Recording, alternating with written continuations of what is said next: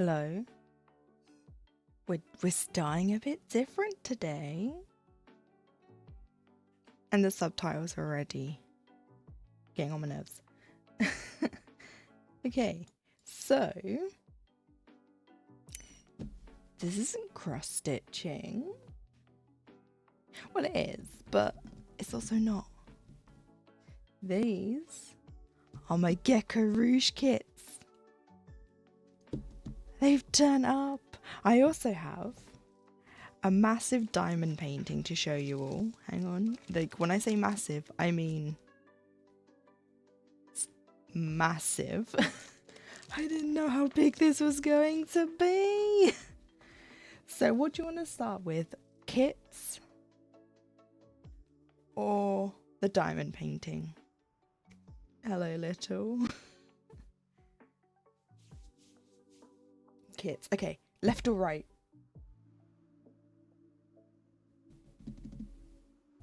I know what's in both because I've opened them already to make sure everything was there. But, right, this one. Okay, we'll put this one. Hang on, I have no room. There is no room. We'll just shove that one over. Right.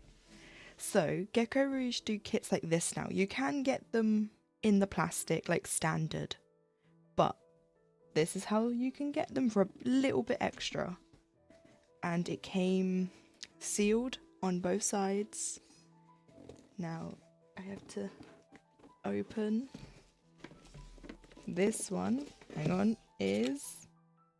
Oh, so this did come better presented. I had already opened it. There was, hang on, this little gecko charm was attached to something here, and this needle was actually inside this. So, but this is a John James size 28, I assume. I do use these, but I'm not using these. I prefer the other ones, my tiny ones. But I have 2 extra needles now. But look. We have Froggy. Oh, glare, sorry. Froggy. Now, all this comes with, this is a kit, but I have a digital pattern. So all it comes with is basic blown out instructions. Oh, sorry, my light is on. And then it comes with the key. So Gecko Rouge do something different with their kits. They don't give out the DMC value. They only give you numbers. So, I am so sorry about the blown light. They don't give you numbers. So you just have 1 through to, in this case, 85.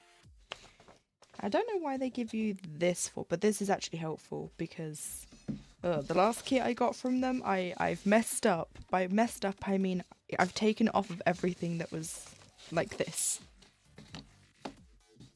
Right, so let's put that aside, and then this is where the needle was. It was here.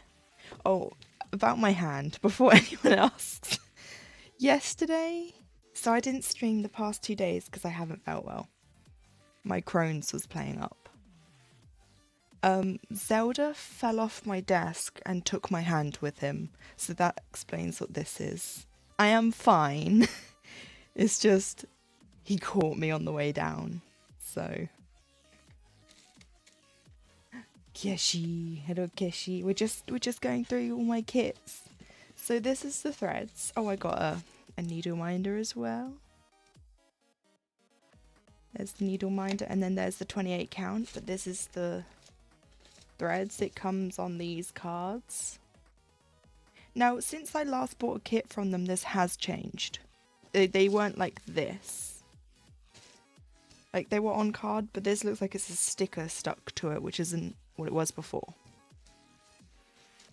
But, so I have the joys of doing that. I just have to change the length of the thread, because I don't stitch with this tiny amount. So I just have to go through. I'm keeping them on this. We are not making the same mistake 2019 Emma did and put them all on bobbins, because...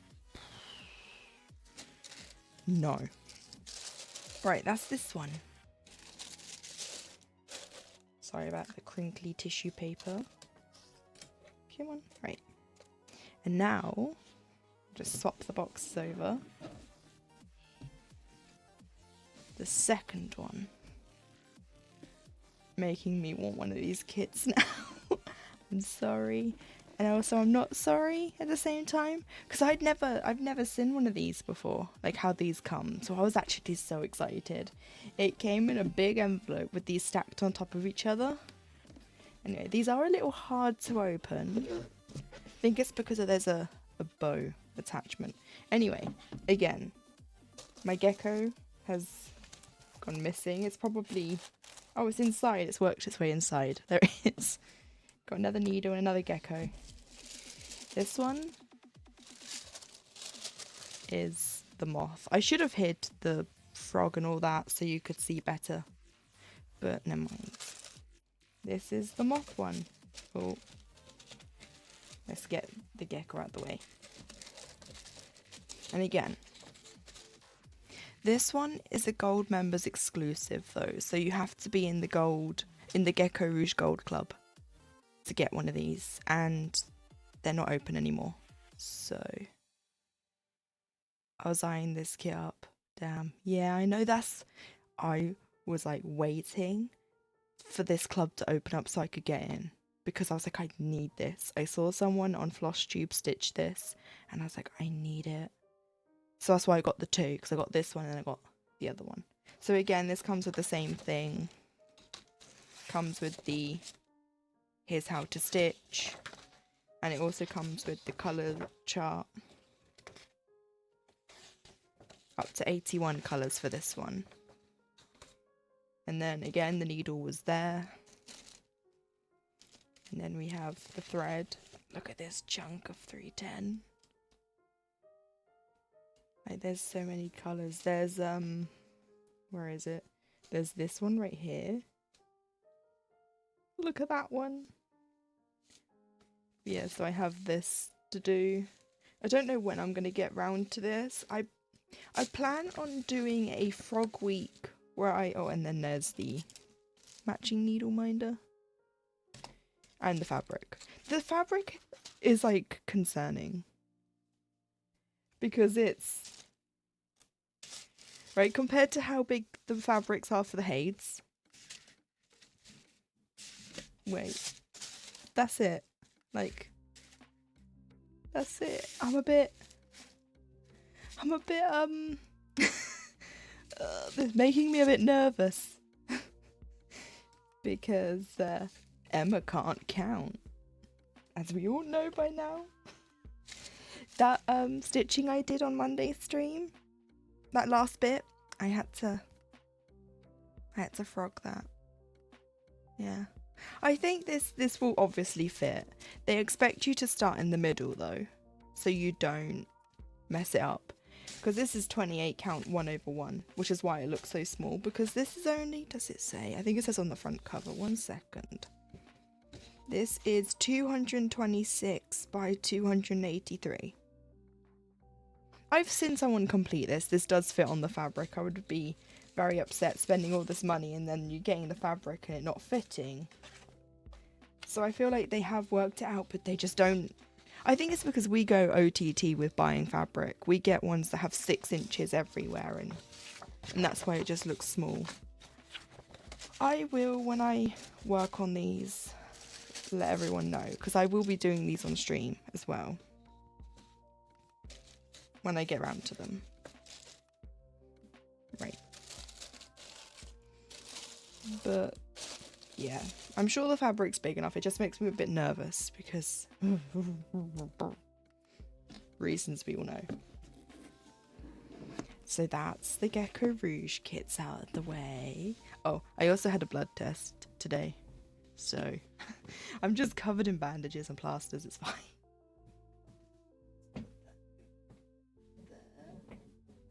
So I have my stands behind me, so I have everything on my bed. Right, now this. I don't know how I'm going to show this because this is massive. But this is... Where's the bit of paper? 1 second. This is Ajisai by Margaret Morales. This beautiful painting. There are 59 colours. Now, the way to explain some things. the way this works is they use DMC colours. So as you can see, it does have the DMC values. My mic's moved. Why did that move? 1 second, so sorry. Right. I must have moved it with my chair, actually. I'm sorry if I hit the mic. Yeah, so it does use DMC, but these two numbers here, 126 and 141, they're specialty drills, as are 6010, Z340 and Z3346. 126 and 141 are fairy dust.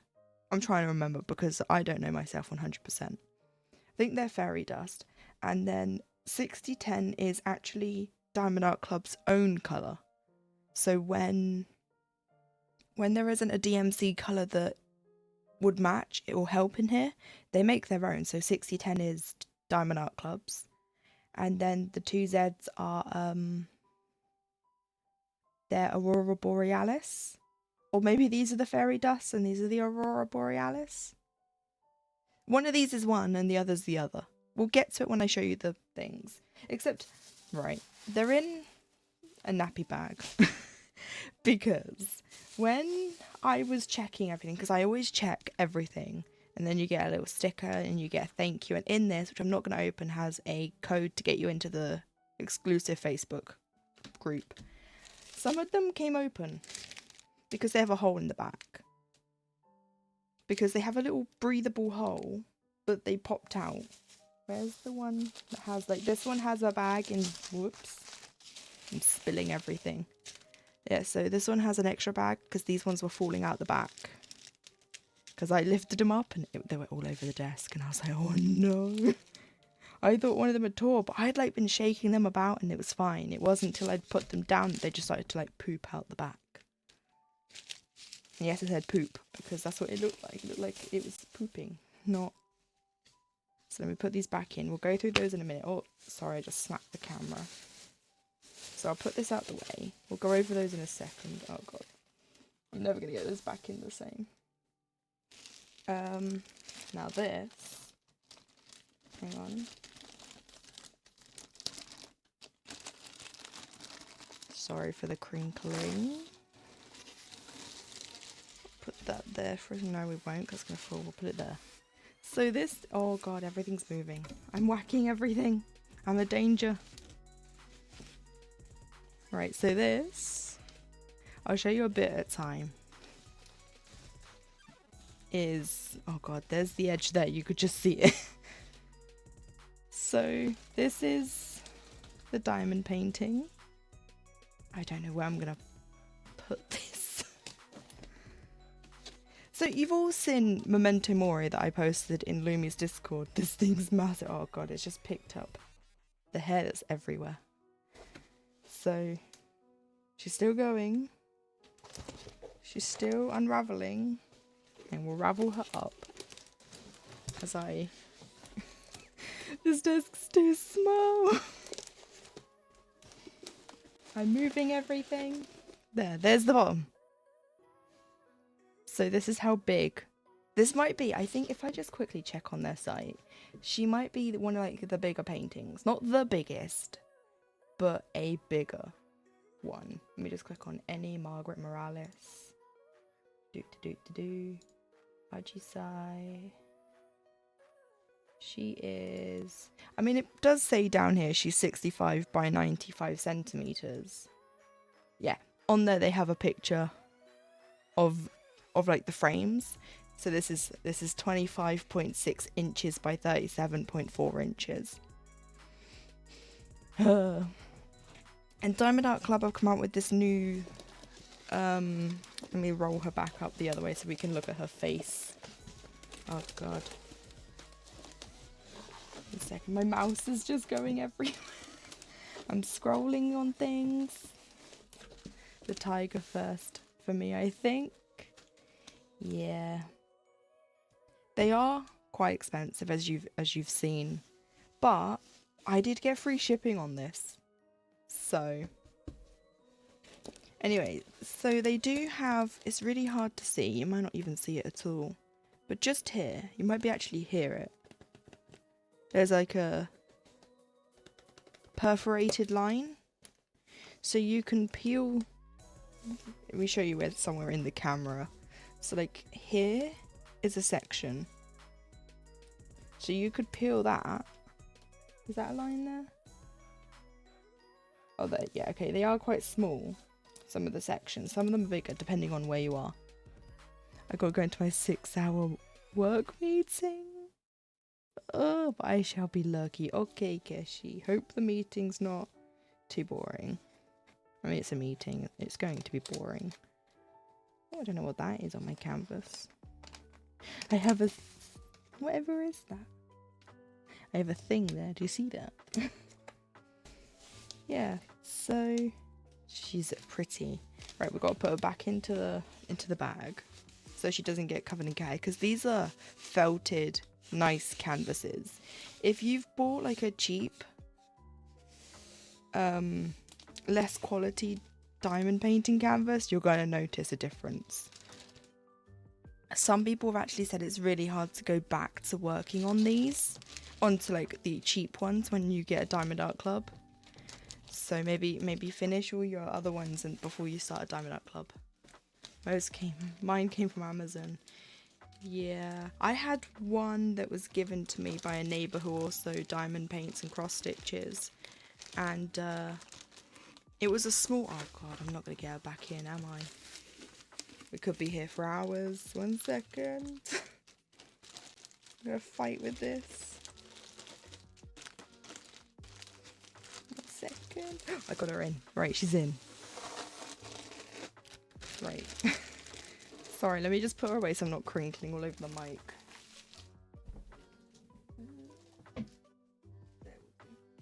Ow. So, you also get a toolkit in every kit. And in this, depending on which drills you get, because they do square or round diamonds or drills, whatever you want to call them, you will get the obvious... This is a baggie. Hang on. You get your baggies. We like to call them the drug baggies because that's what they look like. Really tempted to go get my diamond paintings now. I mean, if you want to go diamond paint, you can diamond paint. I just... my rule for diamond painting was going to be I'm only working on one, because with my cross stitching I've gone a bit OTT. I might not actually get this in. And I've started all of the things, and I plan to start more and stuff. So with diamond painting I was like, oh, you know, I'm not going to do that. I have, what's this, my 6th diamond painting? I think this is my 6th one. 1, 2, 3, 4, 5. I think I bought 2 in one of those. Yeah, so this is my 6th. I've got 1 started. 1, which is my Doctor Who one. Oh my! I was like, why is it?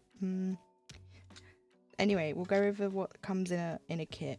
So you get your wax stuff. I actually have some diamond putty. I have a pen that because I don't. These hurt, so I have a pen.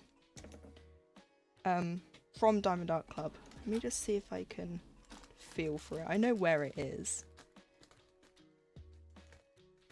And focusing on one cross stitch after messing up the tiger. Oh, I'm sorry, little. That really did break my heart the other day. Ooh, don't break it. So this is my pen from Diamond Art Club. It's much nicer than this one. I'm just gonna hide the frog. 1 second. And we'll leave that for now. It's just I'm like already over here. So this is the pen you get, but I bought this one along with another one a while ago. My mic's moved again. I bet I smacked it again. I am so sorry. And so that's my pen. I also have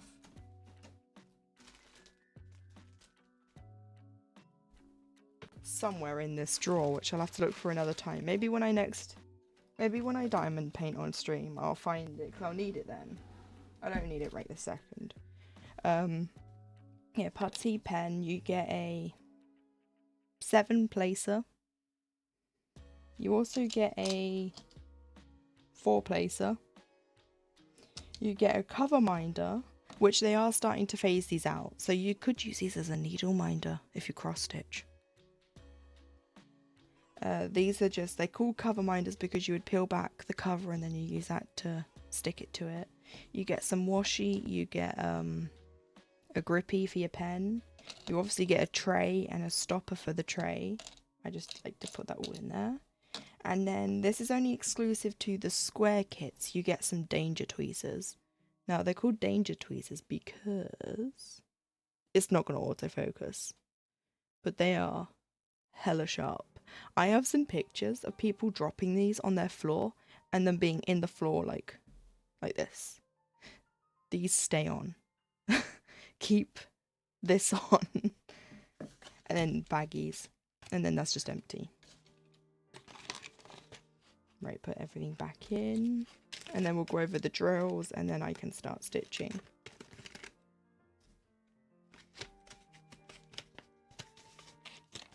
But at least you had that fabric from Lumi as a backup. It does suck you have to restart it though, but it's not... I don't want to say a complete waste because I don't know, my brain's not working today. Oh, I have been hit. I am so sorry. I have been hitting the mic when I turned round. I'm sorry. Anyway, drills. Back to nappy bag. It's not the end of the world. No, but it's a lot of time and energy put into it. Right, so that's all the stuff you've seen. These are the ones that have a bigger hole in them, so they're just in a sandwich bag, so they don't fall out. Because look. I saw it. There was a floaty in that in this bag. I think there was. Maybe I'm seeing things. But there are floaties in some of these bags. But this one is one of the Aurora Borealis. No, these are the fairy dust. So Zed's fairy dust. The other ones. There we go. So this is a fairy dust. You can just see there. It's like got an iridescent shimmer. Now there's one in the Doctor Who kit I'm doing that looks just like Mooncat's Sabertooth. So maybe when I next work on that I'll wear it. But these are actually quite close. Never used square ones before. I haven't either. All the kits I've got, like I've got... 1 second.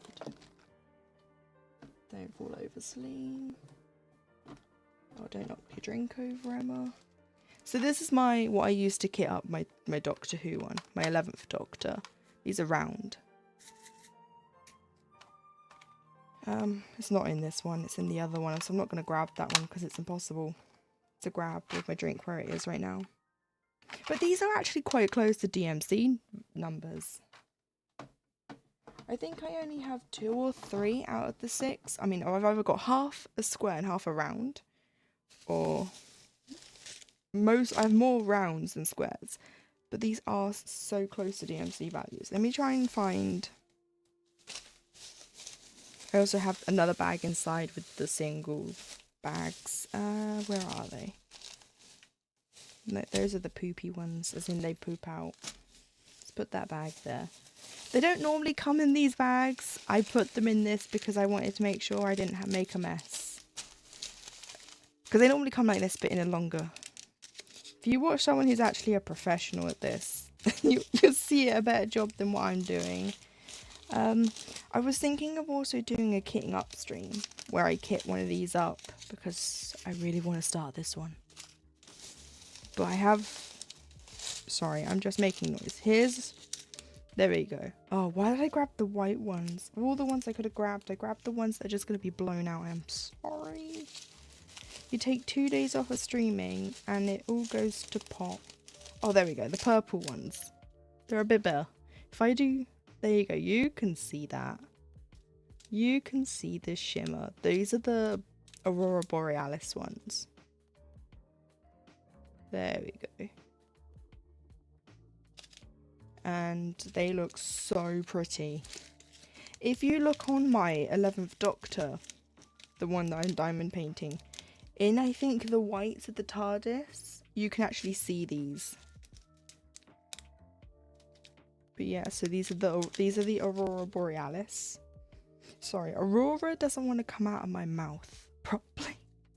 It's a pinky purple. It just looks pink because my camera. One thing I don't like about these, and it's not really a jab at Diamond Art Club, it's the process, they can't really do nothing, is sometimes you'll get, this is purple, it's 158. The pink is in the bag. Oh, this one, sorry. This one, or this one, or this one. I like how I'm saying that, like you're gonna answer and I'm gonna go, so which one was that? There is a green mixed in. So what I tend to do is I tend to have two trays, one to put them into the pot and one I keep the second pink. This one. Okay, I got it. Right, so I'll put that one back in here. I'm going to make so much noise, I'm so sorry. Come on. Where's my other handle? Oh god. I'm trying to be like quiet and it's not working. But yeah, so this is my next diamond painting. I have a few others I would love to show you all, but they're not out. This one literally turned up this morning. I was getting in the car with everyone else to go to the doctor so I could have my blood test, and a DHL van turned up and I was like, oh, that's my diamond painting.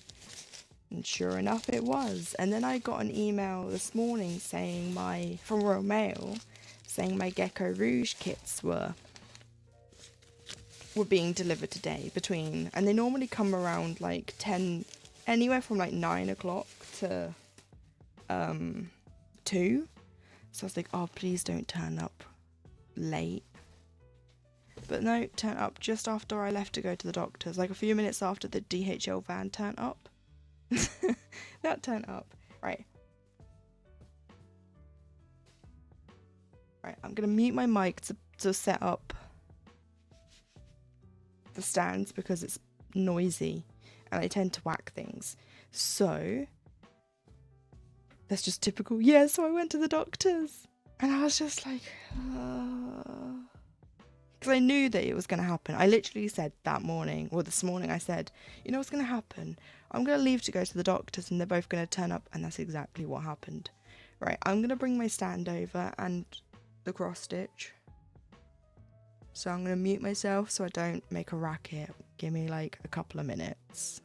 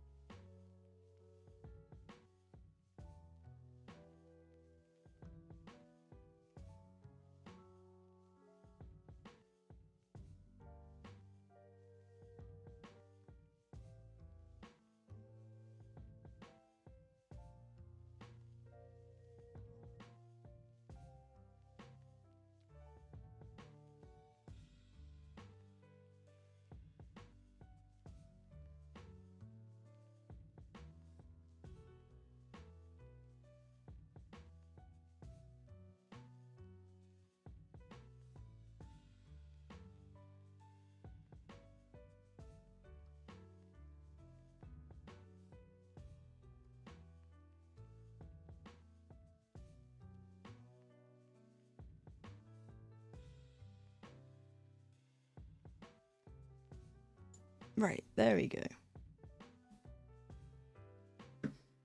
So, we're still working. I didn't even change my ad settings. Poopy bums. It's fine. I should have waited till that side. Never mind, it's fine. Okay, so I'm still working on the 3799 on this page. I don't know what I'm doing. Normally I'd go by row. Like all the colours across the row, but not today apparently. Right, let me just adjust my mic. So sorry. There. Sorry. Right. My 3799s are looking a bit sparse. But I do have extra skeins. I think, well, I know I have. I was like trying to guess how many extras I had. Has my camera, no, I don't think it has reset itself. It shouldn't have. Right, we can bring Froggy back. I also don't know why Pan Keeper looks like that. It's fine. I'm not fixing that now because I'll end up breaking something. That's how it goes. Anyway. Yeah. Move it. Sippy sip.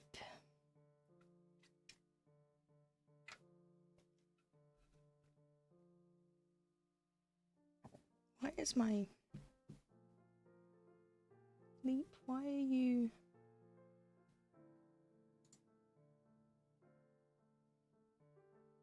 What is going on? What's my mic? Oh. There we go. Leap was using the wrong mic. That's why his mouth was open all the time. He was just in awe. Right. Yeah, so I wasn't streaming the past couple of days because I didn't feel well. We'll just get this out of the way. I know I said it just now whilst I was showing off the kits and that. This is a problem. I hate it so much and I apologise. It's this, I have a separate light. Look, if I swing it away, oh look. If I bring it back, it's like, ah. But I can't see without this light. So it's like, I haven't got anything set up. Hang on. I don't have my wax. It looks like it's blown out again though.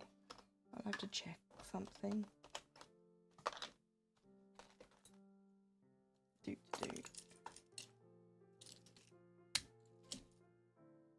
Just my threader.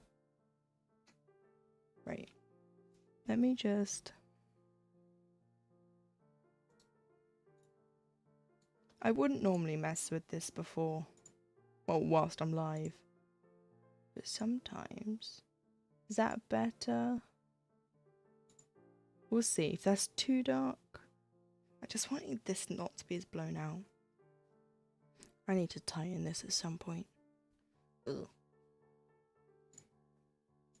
Sorry, I'm rambly. I say I haven't spoken for 2 days. That's a lie. I've not stopped speaking. But not to you lot. Let's see. But yeah, no, so I'm due to see my GI doctor next Wednesday. It's at 10:25 in the morning, but there will not be a stream next Wednesday. Even though it's like, oh, but it's so early and you stream in the afternoon, I'm going to be wiped. I'm going to be mentally and physically wiped after that appointment. Because this is just getting ridiculous.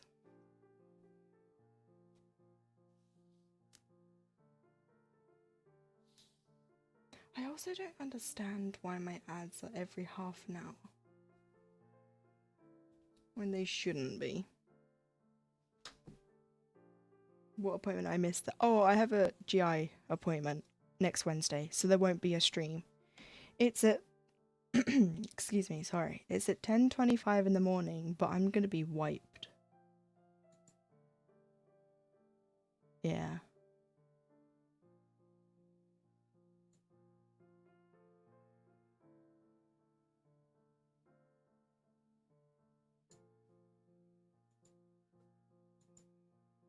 Okay, I think I've changed my ad settings to be... I don't know. I thought I changed them, but it doesn't look like I have. I don't know. Because they're bugging me. I'll see what I can do after stream. Anyway, yeah. GI appointment next Wednesday. It's getting ridiculous. Nothing's being done. The blood test I had today is just to check all my levels to see if my medication's still working. I don't think it is. And my bloods lie. My bloods can show that the medication's working, but we have to do another kind of test to check. And with the way I was the last 2 days, it's pretty obvious to me that something's not right.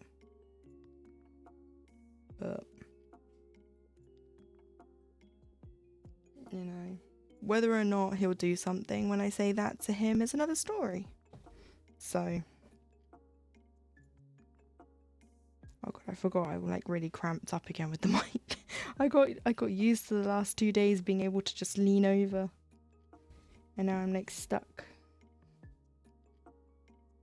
Yeah, I did. I think we were up here on Monday. So since then I've got all this done. So we're just going to continue on with this colour. We get, I think, at about either this row or this row is the frog's face. Like the very slither of the frog's face. Like, don't get too excited. This page has most of the frog on it. And then when I get these pages, it'll be the butt of the frog. And then the feet are down here. But this is where the body is. We get something. I'm trying to look at the picture to see. And I think it might be like here-ish. But we'll see.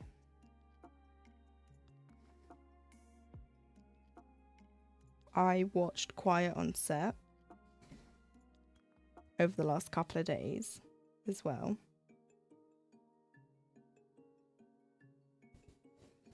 Because I had nothing else to do. The most tiny snout. Oh, yeah, right. I watched the whole thing. And oh god, just there needs to be more things in place for the protection of children. When I heard that Drake Bell's dad was his manager and Brian Peck got into Drake's head that his dad was stealing his money, was doing this, was doing that, it was like, ugh. I've lost my tail. It's fine. I'm just gonna try and see if I can tuck it in instead of cutting off like I normally would. I was like, this is disgusting. He got away with it. And I was wrong. I think on Monday's stream I said that he was sentenced to 6 months. It was 16 months. And he was charged with 11 counts but pled no contest to 2. And had to register as a sex offender. And then he got out and then went to work on Sweet Life and Zack and Cody because there's a loophole. A loophole. Yeah, he knew what he was doing when he manipulated a child, yeah. I was a bit confused, and I think it's because I wasn't in the right mindset. I might have to rewatch like the first 2 episodes again. I didn't understand the bit about Drake's dad saying something about homophobia, about someone being homophobic.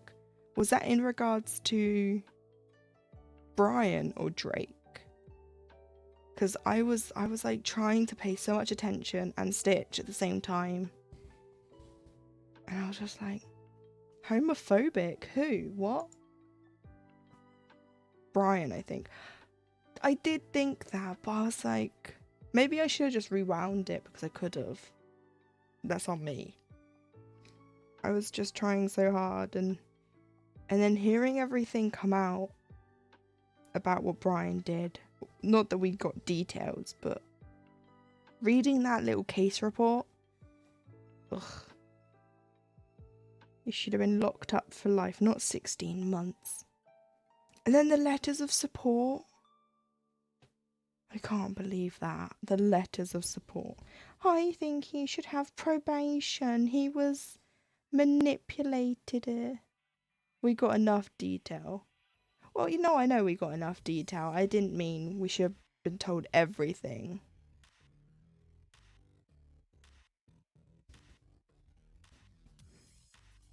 I just meant like from what we had was enough.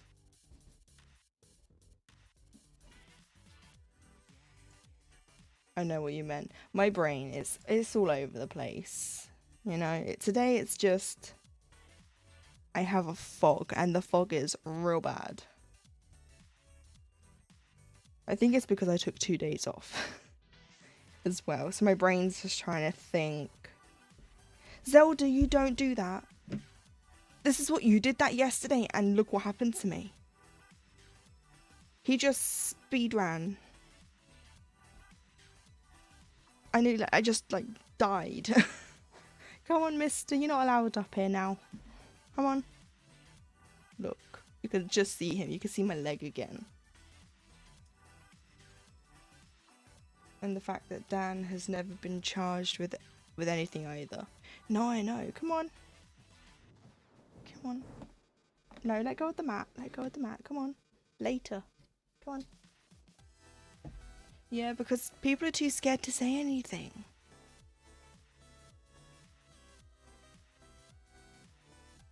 Sorry, I'm bringing this back. I had to get him off.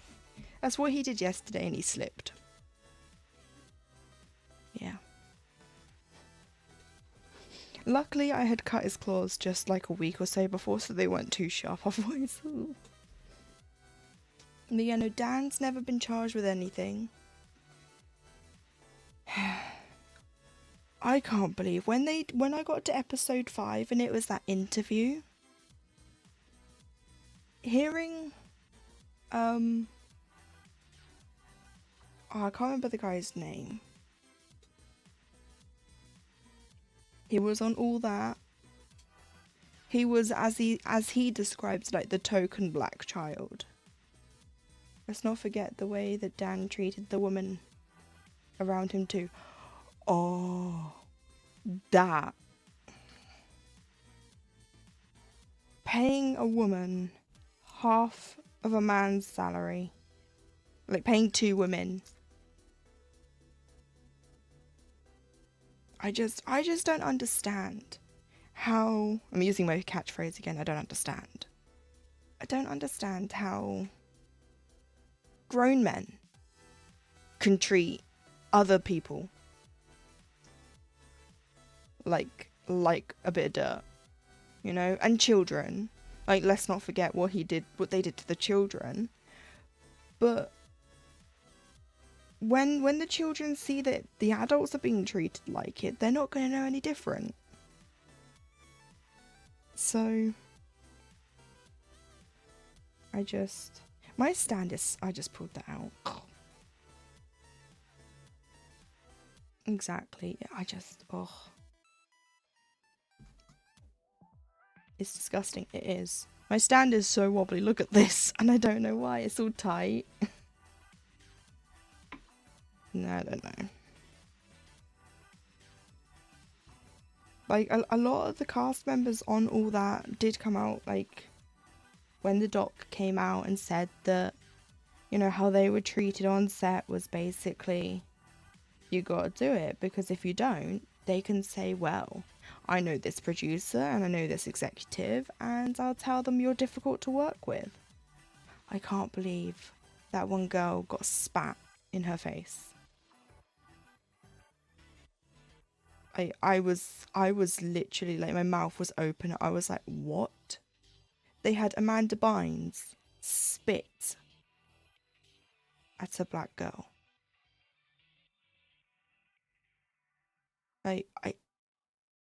In what world was that okay? And then when she was getting upset, as, bless you, Zelda, as anyone would be upset being spat, having something spat in their face, she was told to calm down, don't make such a fuss. It's the Amanda Bynes show, not your show. It's like, that old woman, I shouldn't say old woman, but that lovely woman who was like, that's racism. Period. I was like, yes, it is. And the adults all laughed. What are you supposed to do in that situation where all the adults who are supposed to be there protecting you, worst thing to ever say to a woman is calm down, especially after that? I would have ripped his throat out. Ripped it out. Kicked him. in the balls. I wouldn't have cared if that ended my career, because I'd be like, no one spits in my face. No, that was to degrade her. It wasn't a funny bit where they were both in on it. It was, we're going to degrade and humiliate you, and there's nothing you can do about it, because we can replace you. If you're too difficult, we'll just get someone else. So they took the abuse.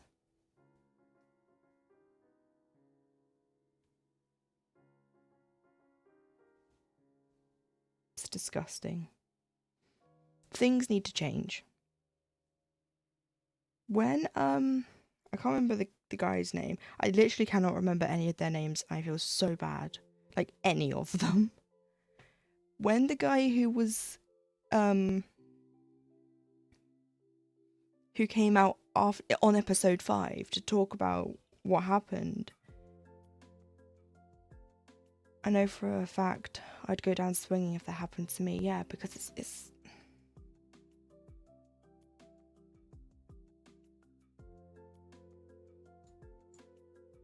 sorry, I'm looking because I'm like, have I made a mistake already? Yes, I have. That stitch right there. Oh my god. Why? It's because I'm riled up. Emma can't count when she's riled up.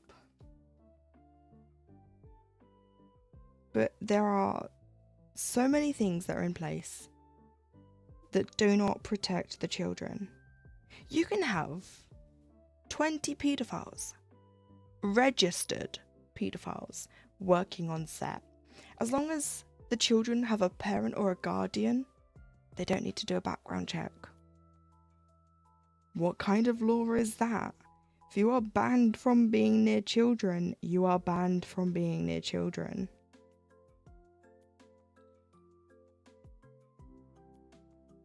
I was talking to my mum about it after, and I was like, if I was a parent in that sort of situation, I would be looking up everyone's names that I was working with, especially after certain allegations had come out, to make sure that that wasn't happening.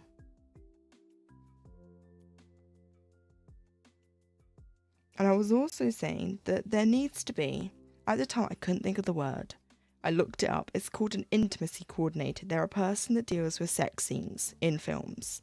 They work with the actor, actress and the producers, or the production side. I think there needs to be something, not an intimacy coordinator, but like a child coordinator who does the same thing. They are like an advocate for the children's voices. And there's someone who has regular background checks. You know, so there's someone who goes with the child everywhere all the time they're on set, but there's also a parent there. Zelda, what are you doing? What are you doing? No. No. No, don't move the mic. Zelda! Come on, mister. I told you weren't allowed up here. Because I think things do need to change. 1 second, Zelda's over here now. No, Zelda, come on. Oh, Jesus Christ. Go back over on my bed, thank you. Sorry. I'm wrangling a cat today. He's trying to make up for what he did yesterday, and I wasn't upset or angry at him. It just really hurt. But yeah, no, I just think there needs to be more things in place. There needs to be better background checks, because this shouldn't have happened. And it did. And now it's come out what happened. There should be more things in place to make sure this never happens again. Because it's weird to me that a lot of the problem actors now who are adults who used to be child stars, like, why are they a problem now they're no longer child stars? What went on behind the scenes to make them turn to drugs and alcohol to cope and to break the law? Because something has happened. It doesn't mean that they were all physically or sexually abused, but something was going on behind the scenes, in my opinion. And I think there just needs to be more things in place to help with that, so that doesn't happen. Definitely, yeah. I just... like, it wasn't funny, like, in a ha-ha sort of way. And Dan is still hella sus to me. He is. Yeah. I think he always will be. And I think it's gonna take maybe till he dies before people start to come out and speak out, because they're so scared of him. I mean, that poor woman who on the episode 5 interview was like, he phoned me because he knew the doc was coming out and he wanted me to give him words of support, like, oh, he weren't that bad, and she was like, I'm terrified of you. And it's like, well, there is something about him that gives me the creeps.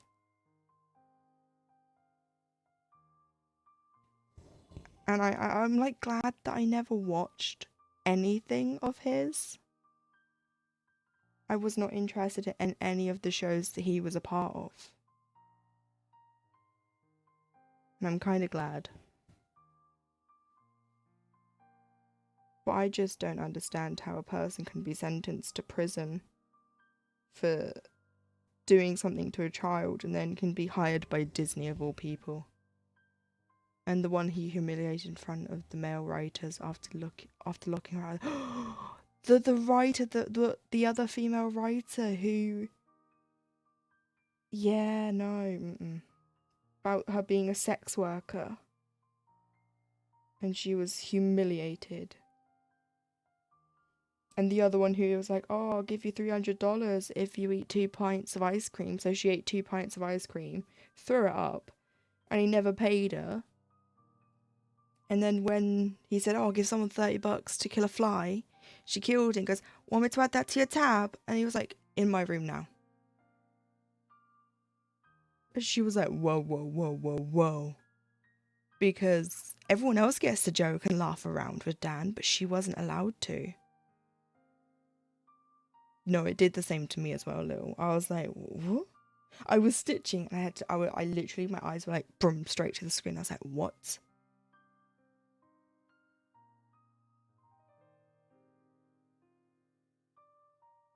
Because she's female.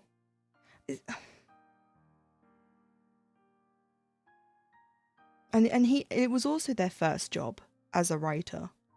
Like, as writers. So Dan knew that he could get away with it because they wouldn't get this opportunity anywhere else. Like, he knew that they were desperate. Emma, we don't have a penis, we don't count. Didn't you know that? No, apparently, yeah. Apparently if you don't have a penis, your opinion doesn't matter. And the worst thing is, that kind of mindset is still in place today in 2024. It was in place 20 years ago, in the 90s, and it's still a thing now.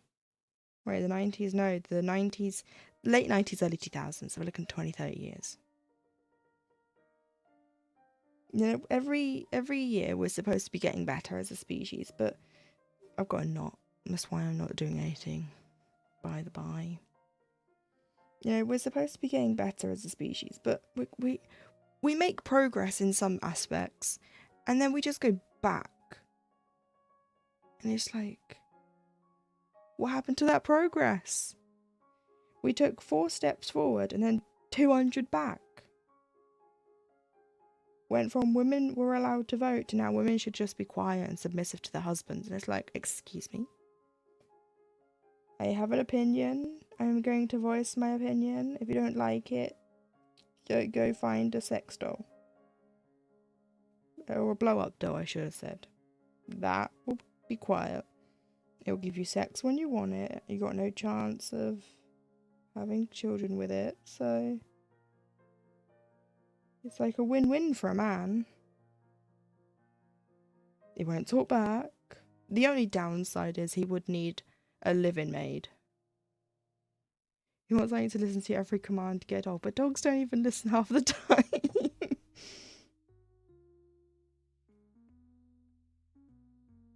And some people can't put the work in to get dogs to do anything.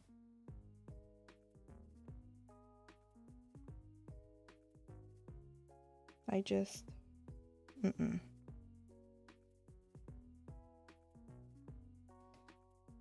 Maybe this is why people had a problem with me when I was in school, because I was too opinionated.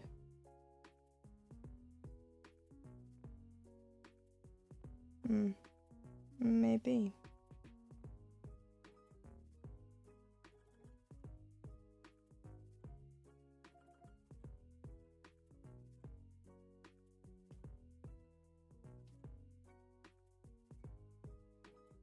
Oh jeez, this knot is like...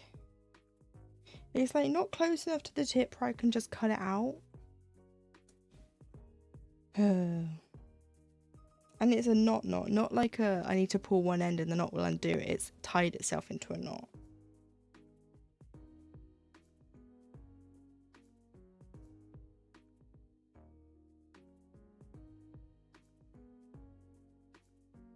It's not every man, but fair few still see women as objects, yeah. And those ones seem to have the loudest voices too.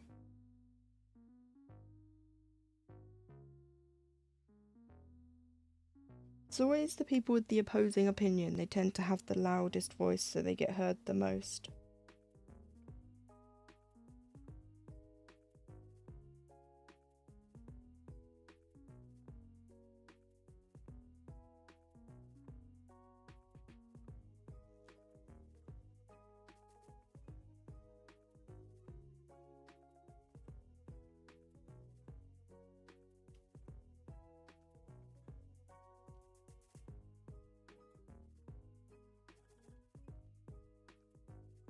Oh, I might have to just cut it out.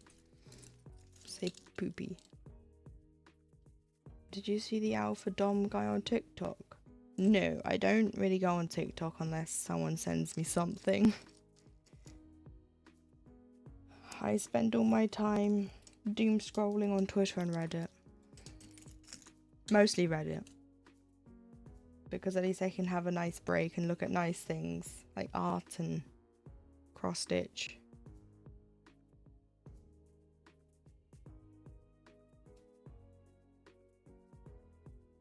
Oh boy. Oh no. Oh no. Oh wait, I'm unpicking. I don't know why I rethreaded that. I'm unpicking still.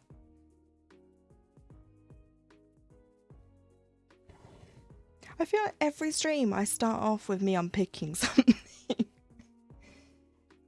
Give me a sec. Oh no. Is my day about to go from bad to worse? That was gonna happen.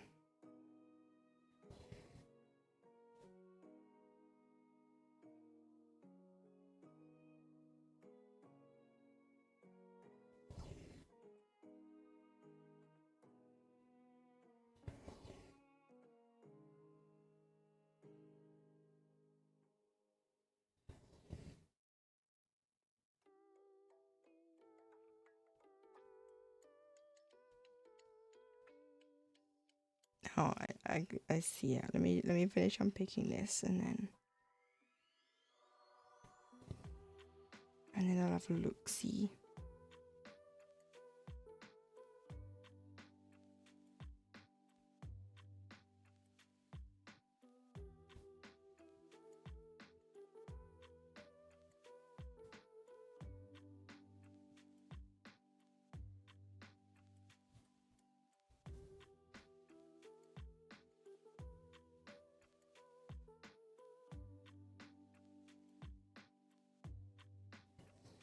Oh, I think I see what I did. Oh no, I don't. It's fine.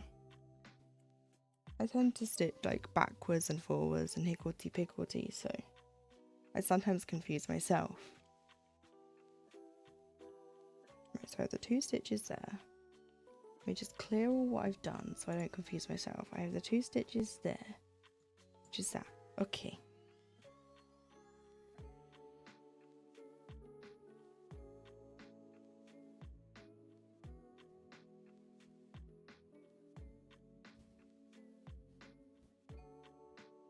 I then want to be there. Right. Now I know where I'll be in a second. Right, let's have a look at this. I won't put my volume on, so hopefully there's subtitles.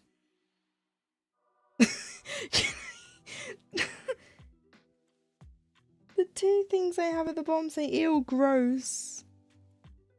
Like, let me... Do you see? Wait. Look, do you see that? It says ew, gross.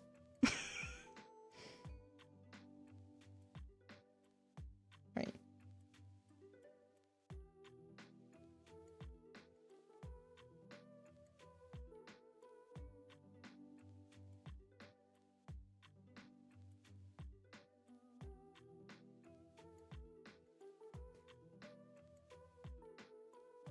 It is subtitled.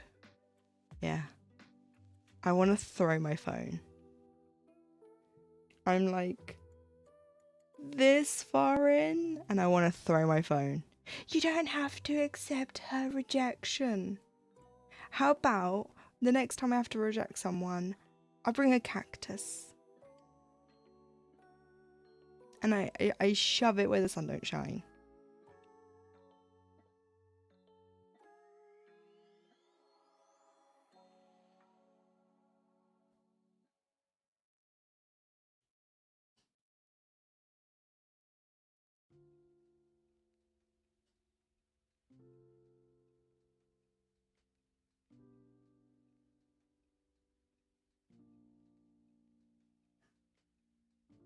You're the best. Ugh. TikTok ripped this man apart. Oh, I'm so glad. I am so glad.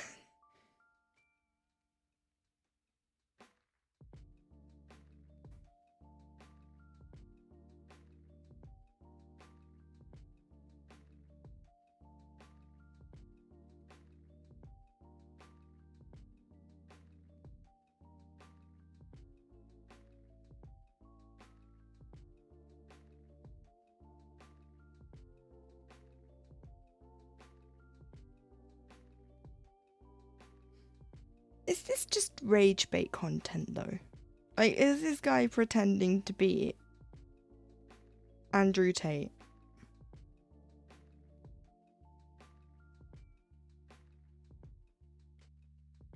Because no.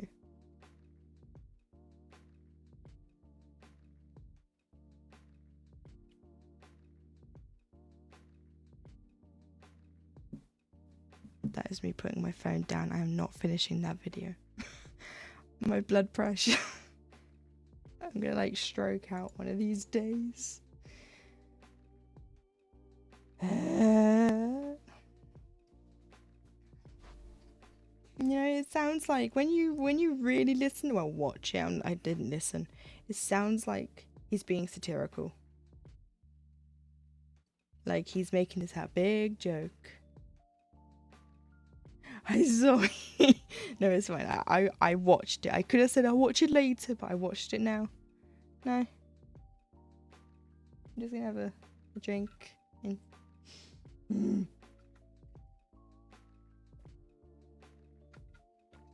No, I just... Well, my plaster's getting cat hairs all stuck in it. I can probably take this one off, actually. Ow, ow, ow, ow, ow, ow. Oh, I bruised. It's fine.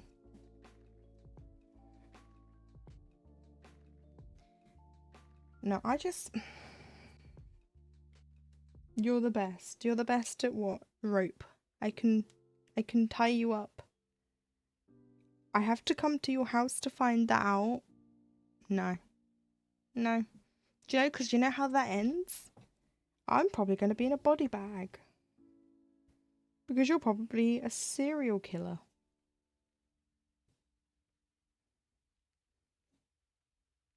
No. No, men like that don't deserve to be with anyone. They don't deserve children.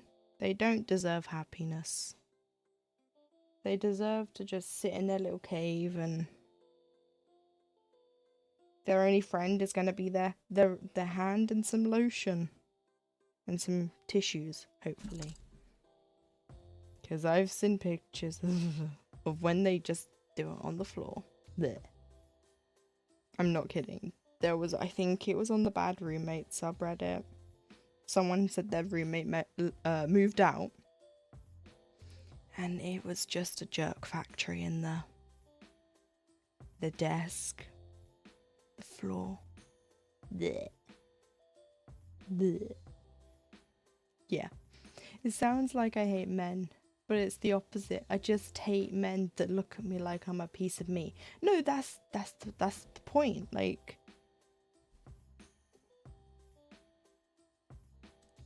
I'm as straight, and I've never actually been in a proper relationship, and it's like the red flags are waving. I'm all for self-pleasure, but clean up afterwards. Yeah, no, it was disgusting. And they were like, what do we do about the carpet? And everyone was like, what do you mean the carpet? And then, yeah, mounds. Little mounds. And I was like, men, disgusting. Why? I was like, that's enough Reddit for today. Burn it. I think people did actually just say, just rip it up. You're not going to get that out. People were like, I wonder what that room smells like. I was like, please, no. No. I don't want to know. No. Burn it down. Whole apartment. Goodbye. We don't need that.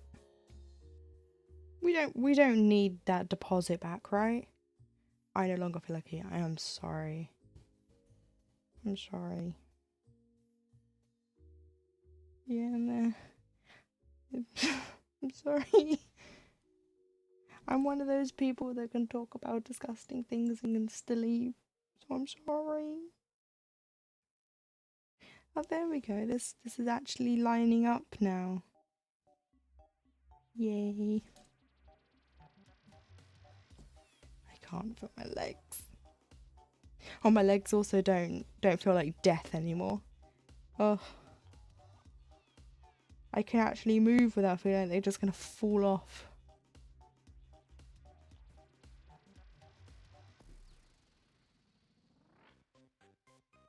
I don't know what happened. I think my Crohn's was just really unhappy. And I think it started Monday because I did start to feel a bit unwell Monday.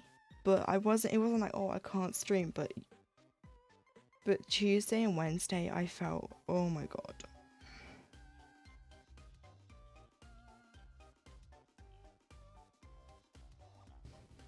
I felt like I had a stomach bug. And like that's what Crohn's can feel like. So if you ever want to know like what Crohn's can feel like, just think of when you get food poisoning and you get those horrible stomach cramps. Yeah. Or I like to call it my upsetty spaghetti tummy. Cause I'm like, I just can't right now.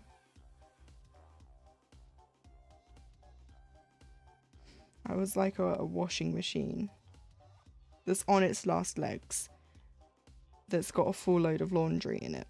That's how I felt.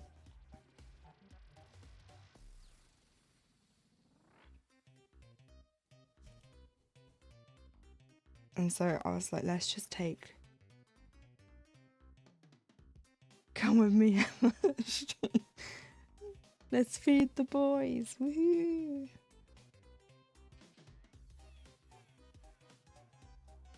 Go feed the kitties.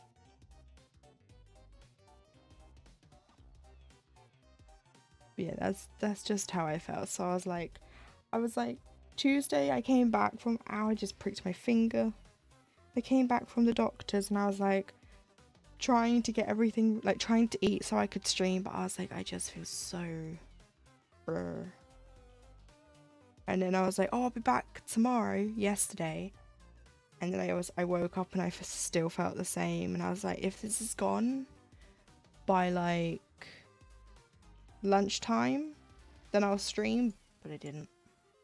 And I'm kind of glad I didn't stream yesterday, because if what had happened yesterday happened,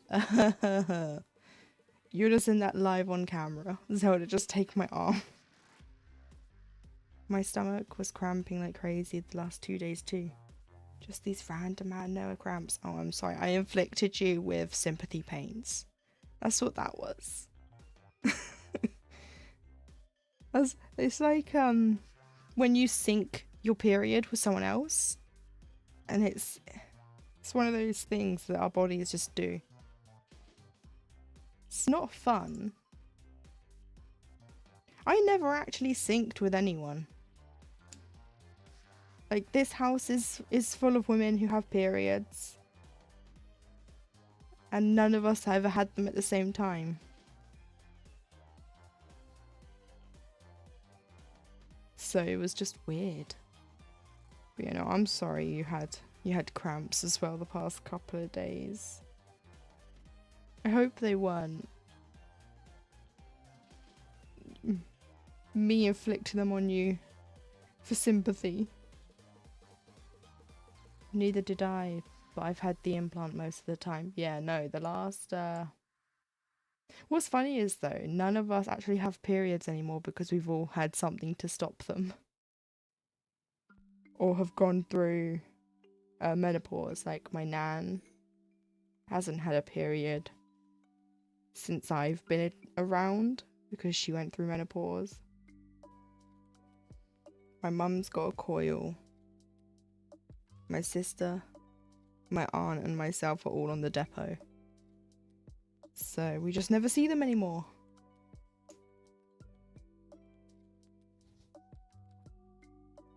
Except now I just get the Crohn's type instead, so it's fun. You know, I got rid of one type of cramping, and God was like, no, she cramps forever. And I'm like, okay.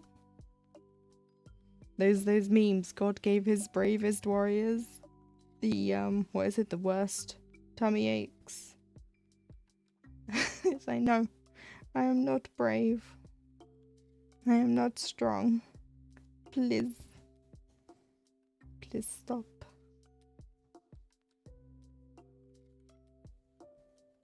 That diamond painting I got today was actually supposed to turn up tomorrow. So I was like, oh, Thursday, I can show off the kits.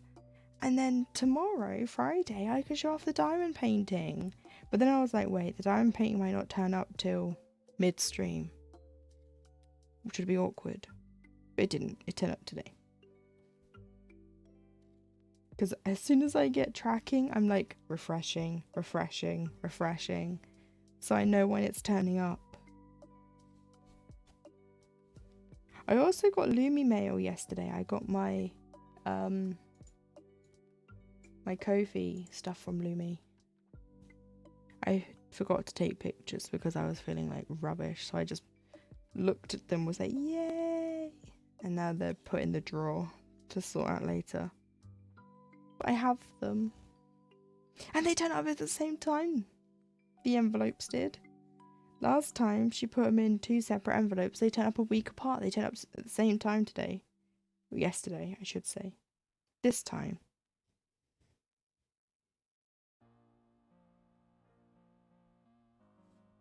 So that was nice.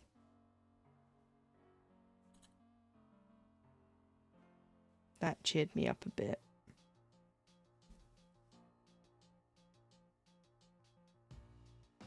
And then seeing you and Keshi in my Discord server being like, Emma's gonna stream extra long tomorrow, and I was like, huh?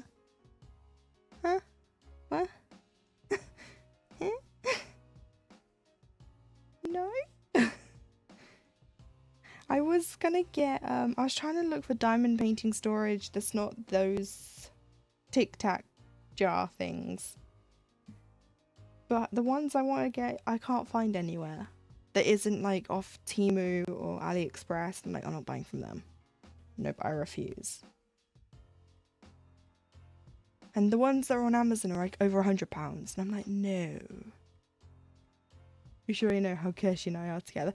No, I know how you two are. I just wasn't expecting it in my Discord server.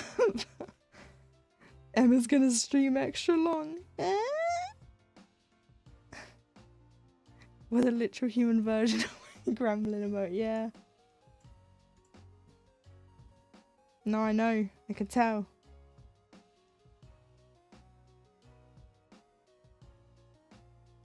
I just appreciate you two trying to bring the server back to life because it's been dead for years. And then a certain someone, I'm not going to name any names, you probably know. I know Keshi knows. I mean, she's not here, she's lurking, but ow. If you want, I could tell you after stream in DMs.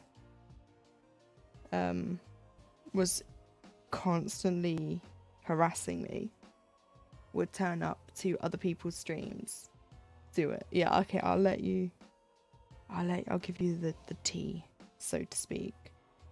But the constant harassment, being in other people's streams that I was in, and would call me out. So if I was just talking to the streamer, they'd be like, "Hi Emma," and I'd be like, "Ugh." Like, they would ignore other people just to speak to me, and it's like, go away. So they're banned because I was getting creepy messages from them, and then I was messaged by another creator here on Twitch telling me that they were also being creepy in other people's chats, like inappropriate, and I was like, oh, so it's not just me. And then so I was like, okay, bye bye. And then they messaged me, right? So I banned them from my Discord server. I banned them. That's so.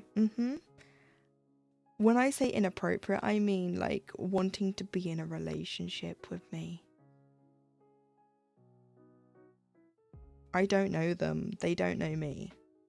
Like, by the way, I can talk about this kind of freely because they are banned and I've got it so banned people can't see my streams.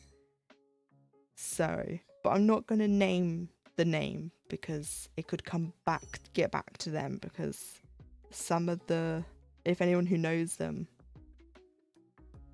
and they don't know your mind,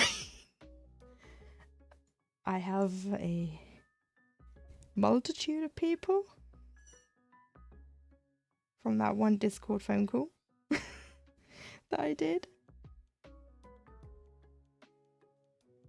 So, but it was just, you know, like constantly messaging me every single, right, so we were friends on Steam. They would message me asking me how the game I'm playing is going. Like, I would get a notification on Discord that I had a message, or I had a notification. I had the little one, and I'd open and it would say, "So how's game?" And I'm like, I literally have only just opened it. And like, I'd go away.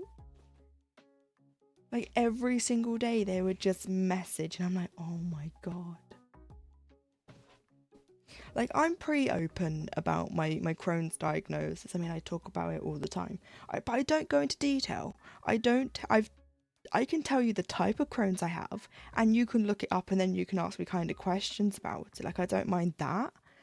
But they wanted to know how it affected me specifically. And I was like, why? Why do you want to know? Like, why should I tell you? The only people that need to know how my Crohn's affects me in a serious way is my doctor and my mum. Because my mum's my caregiver. She helps with my dressing. So it's like, you don't need to know. And I don't feel comfortable telling you that sort of stuff because it's gross. Like, why do you think all you get from me is, I have a tummy ache? Or, I'm in pain because my wounds are sore. I don't tell you, like, oh, I have a gaping wound on my arm. Brr, brr, brr. I don't. But you know what I mean. That reminds me, I don't have you on Steam. Frissy has me on Steam. So does Lumi. What is my username? What is my username? I know what it is, but it's like, how have I spelt it?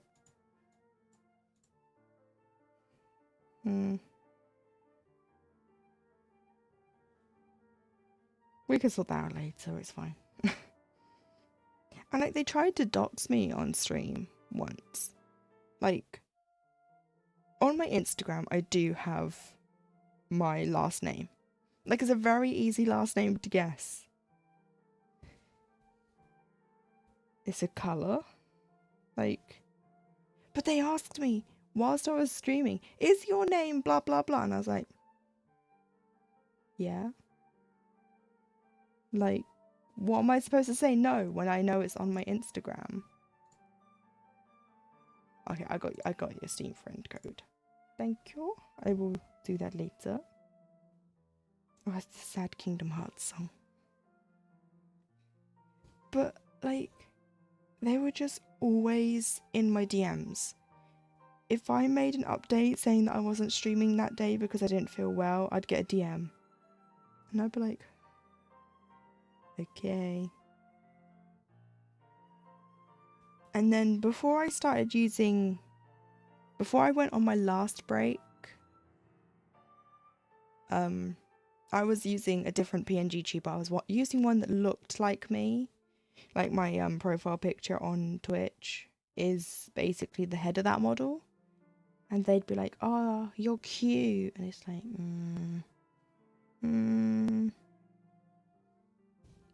don't mind people using my name, but don't make it creepy. Yeah. I also made my name, my like business name as well. So it's like, I can't get away with saying, oh, you can't call me that. But asking me on stream, of all places,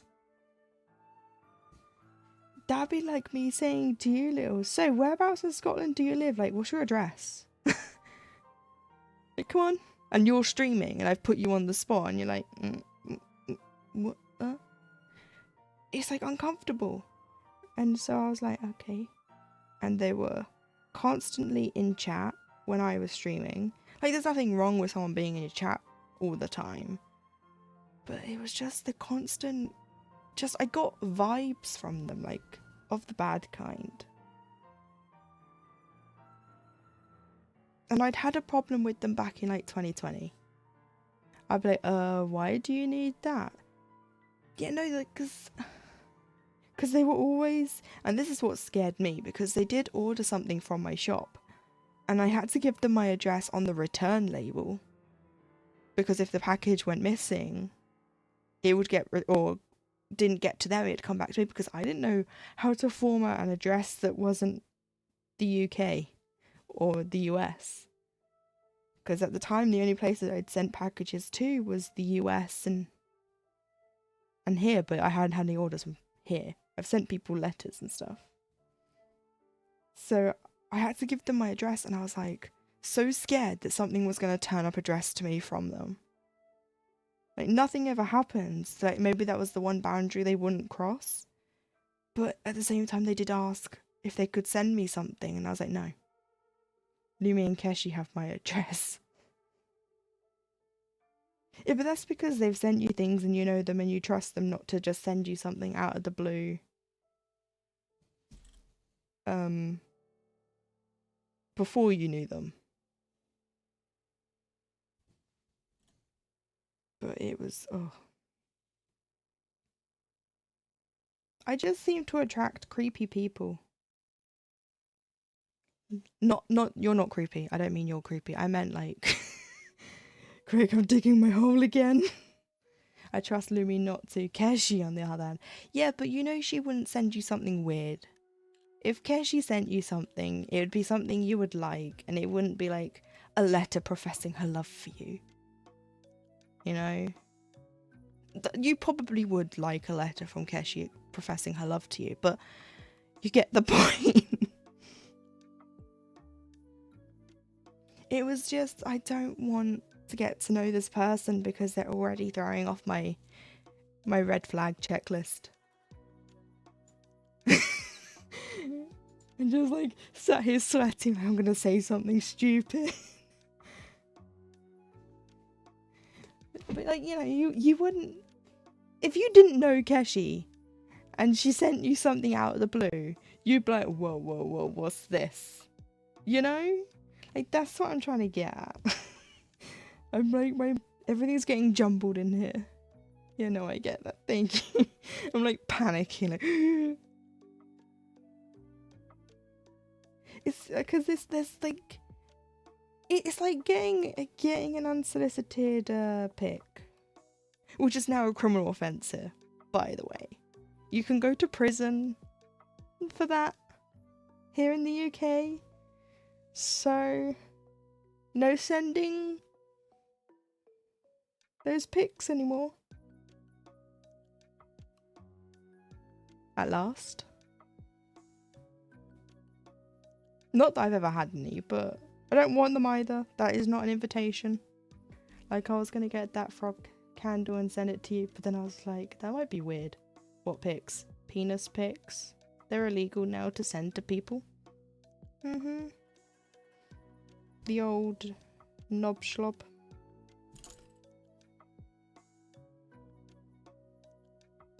Oh wait, that's the end of this row. Yeah, you can now go to prison and become a sex offender for sending them. Even if the person's of age.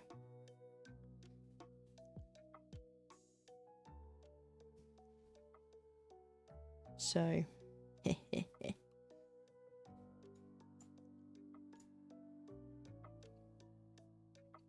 about time.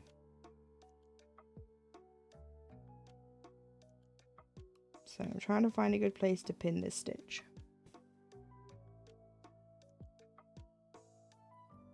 You mean it's safe to go back on dating apps? Maybe give it a few more months so people get the message. Actually, maybe we shouldn't give them the message. Maybe they should be caught with their pants down, so to speak.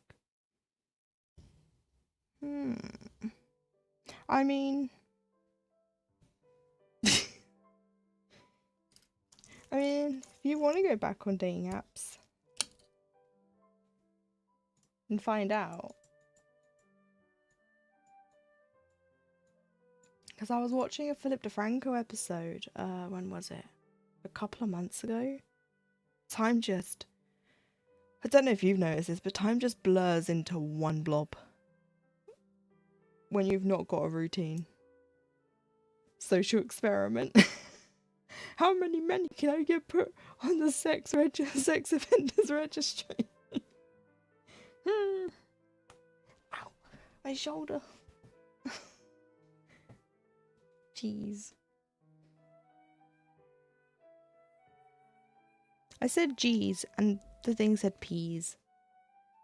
Thanks, captions. Oh, I keep forgetting to put that I have subtitles in my stream title. One of these days. I should just write everything I want to do down. But then I forget. So. Brr. I was listening to a true crime podcast. Well, I always listen to a true crime podcast last night. Oh. More points to the HAED challenge. 6,000 has been raised. I wonder if it's... Does it only go down if I stream that day? I nearly clicked time you out then by accident. I would have been so sorry. 27 days left. Seems like it. No. I think it is actually still counting down even though it's fine. It will get through it. We'll get it. And like I said, even if we don't make it, I will be doing it regardless. But I just thought we'd see. I forgot all about that until I saw like blue pop up. That's why I nearly accidentally timed you out, 'cause I went to go click on it, and right underneath is your name and then the timeout. And I was like, so I thought I'd clicked it because it said. I was like, no. That'd have been it. My streaming career would have been over. Now I'm back over here. I want to lean, but then I'm getting too close and intimate with the mic. Not that people are going to complain, but needs to be here. 1, 2, 3, 4, 5, 6, 7, 8, 9. 1, 2, 3, 4, 5, 6, 7, 8, 9. I'd have just sat here like, wow. I would have like cried because it would have been a complete accident. I'm like, and then I'd end the stream. Like, I can't. 2, 4, 6, 7, 8, 9. There we go. Don't win for that bit. Because Pans timed me out by accident once. She went to click something and she clicked the timeout, and I was like timed out for like a second, and she felt so bad, and I was like, no, it's fine. You didn't mean to. I panicked though before she was like, oh, I'm so sorry. I was like, I didn't do anything. I just turned up to Lumi's stream. Being punished for turning up first. No, it's because mods have the buttons. I've been timed out in another streamer's channel before. By accident, or was it like, did you deserve it? It was an accident there too. Oh, that's right. People do need to be careful, because if they do get banned in Lumi's channel, they're banned in mine. Kinda. Lumi said something about how it will go off to the side and I have to allow them. So just don't get banned in like anyone Lumi shares or I share a ban list with. Otherwise you won't be able to talk in theirs either.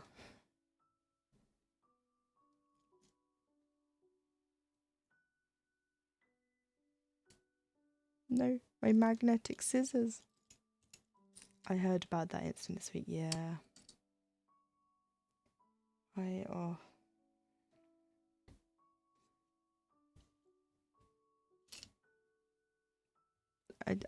don't know what to say about that.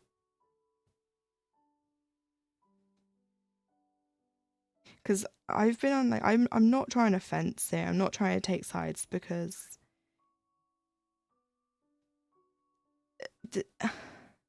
I've been on both sides. I've said something, not like that, but I have said something and then instantly like, oh, I shouldn't have said that. But it was more, it wasn't me calling someone something. It was me just saying something and then taking offense to it. And I've also been on the receiving end. And so I'm like, oh.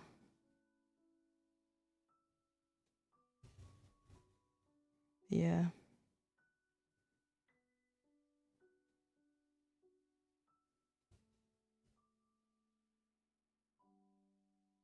Yeah, but you'd stop when asked as well.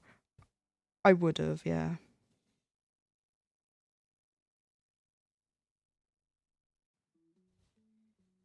But it's what's done is done, and there's nothing we can do about it other than to take it as like a learning experience,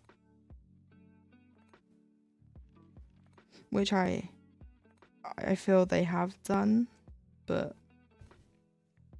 that's not up to me to decide. Which is what I said to them as well. I said, like, you know, that's a nice apology, but it's not mine to accept, and there's not a lot I can do. Like, I'm not going to tell anyone anything because it's not my place. But you've tried so hard to change the topic so fast. Like, because both me and you were there and we saw it happen, and it was just like, oh. I just wanted to give Lumi a big hug. I saw screenshots. Oh.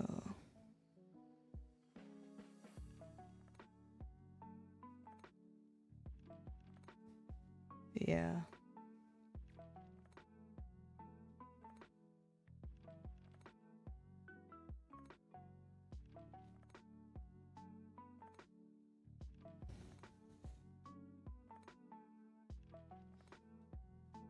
It was just like, it was like watching a car accident happen in real time.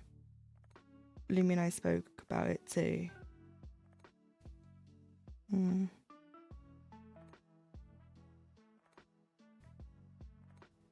Because I was hella confused. Yeah, no, it was...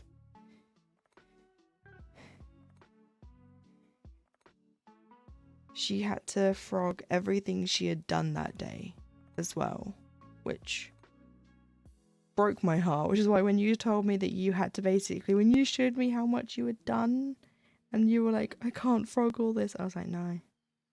No, please, not again. Not after Monday. And, oh. Like, it would have been confusing if you weren't there. Yeah, no, that's how I felt. I'm now wondering if that event is what triggered my stomach. Because it was like a lot of like... It triggered me and brought me back to what happened to me. And I'm not trying to make this about me because it's not, but when I saw that happen, my gut dropped. And I felt like I was going to burst into tears because I was like, going back to what happened to me in 2021, and I was like, you know? So I was like, okay, we could do this. Which is why I was like, I've seen it from both sides. So I know how both sides are feeling. Like, it wasn't nice to be called that word. Because Jodie spoke about it on her stream, and I'd seen the message from Lumi and the person in Discord and was just like, huh? Yeah.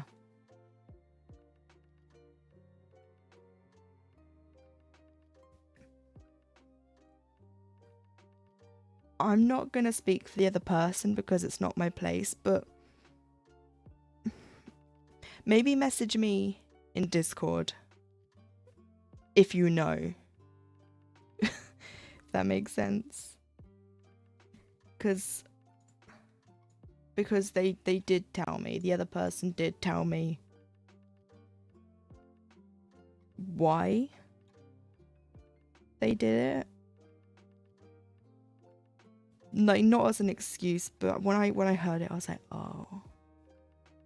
Yeah, no, I can...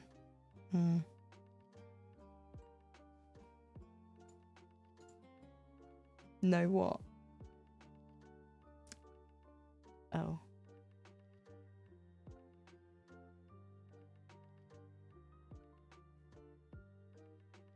You only got Lumi's side. Oh. Okay, I'll tell you later then. I don't want to out the person. But it does make sense. Not saying that they were right to say what they said, because it shouldn't have been said. It shouldn't have got to that point. Once Lumi had said stop, it should have stopped. Or they should have messaged Lumi to explain.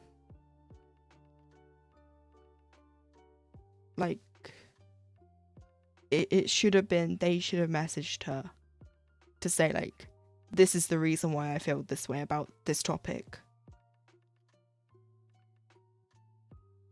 And then maybe it might have happened differently. I'm not speaking on behalf of Loom, but I also think she was already upset after having to frog that whole hexagon. Like, from where I was sitting, that's how it seemed. it just seemed like what happened was like the straw that broke the camel's back, so to speak. It probably still would have upset her just as much, but I think that was just like the breaking point. You know when you have one of those days where someone could just say hi to you and you just want to burst into tears because you're already feeling like on the edge. Like, I think that's... yeah. So like, I was like debating about messaging Lumi. I didn't. I did send her a funny TikTok though that I had saved. And that did seem to make her laugh. She sent me, what did she send me first? You mean me last week, my sister? Yeah. Yeah. Bloody Susan.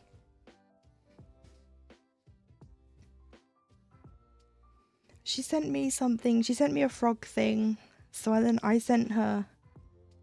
You've heard of the free Shivokadu sign? Susan? Susan.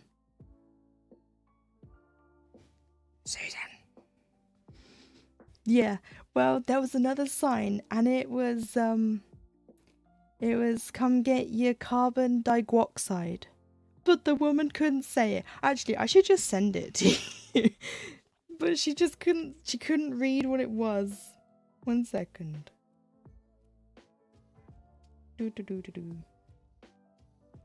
Oh no, Lumi sent me something 10. Oh no, I didn't see this. I'm so sorry, Lumi. Why is that me? Look what she sent me. Wait, let me make it brighter so it doesn't hurt the... Look what she sent me. I feel called out. Okay. Right. Send to Lou. Right, I've sent it to you.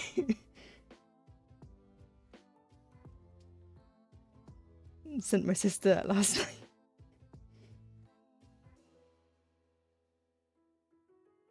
Let's see, what can I send her back? I'll send her this cheeky frog. There we go. She's got IBS. Oh.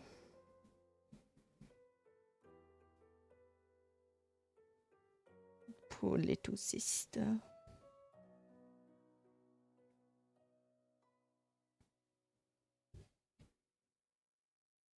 She's suffering like I suffer. Where? Yeah, I must have saw that notification when I woke up this morning at like 9 AM and then forgot. I am so sorry, Lumi. I've replied now. I'm sorry. I feel bad. But we still eat her weight. But we'll still eat her weight in cheese. Yeah. That's what we do. We have that one food we can't eat. Yes, you've seen it. I've got to turn my phone brightness down. That's blinding me. There we go. Yeah, no, it's like certain foods will upset me one day, but I'll be fine to eat them the next. So I'm just like, spin the wheel. And then later on, damn it, I gambled and I lost. That's why I don't gamble. I'll gamble with food, but I won't gamble money. She's like, I don't care, I'll die happy. Yeah. Die with a smile on her face and cheese in her hand.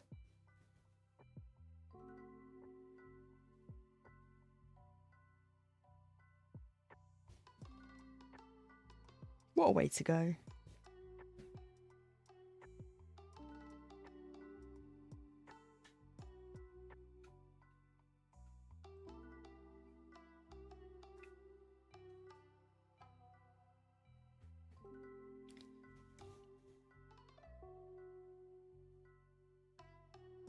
But yeah, I only save like videos on TikTok that are like for my business, and then every now and again there'll be a funny one.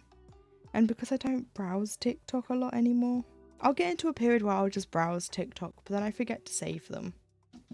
So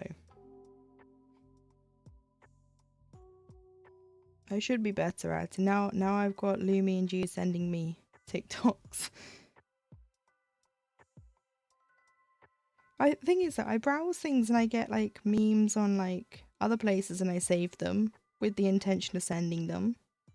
And in my Discord there is a frog channel, so you can also just post anything frog related in there and I'll see it. Keshi and I send each other book memes, smut, Rex. Or sister stuff. One of the artists I follow on Twitter has started drawing Gojo stuff. I'm like, oh. Little's influence has spread to my Twitter feed. So Gojo is on my Twitter feed. What? Yeah. Don't ask me to find it because I've scrolled past it. I don't know where it is. If I've liked it, I'll have to look for all my Twitter likes. Actually, my Twitter likes are public. You can do it. If you want the Gojo, go look through my Twitter likes. I just look, I like, and then I move on. I'm eating my toast in the morning. I am tired. I just go, like, scroll, like, scroll. That's all I do.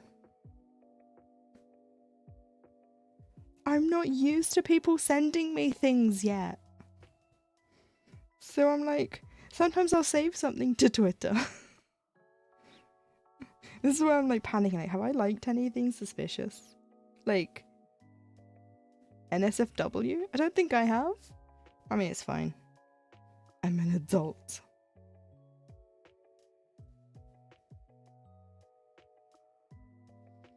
I feel like I just like tons of art though, so you'll just be scrolling and see frog. Frog. Frog. Oh, a bit of smart frog. So it's just awkward though, isn't it? Because your likes on like other apps are private, but then on Twitter it's just, here's everything they liked. It's like, hey, that one person you like, not a nice person. It's like, oh, okay. It's just weird to me though, why your likes on Twitter are public.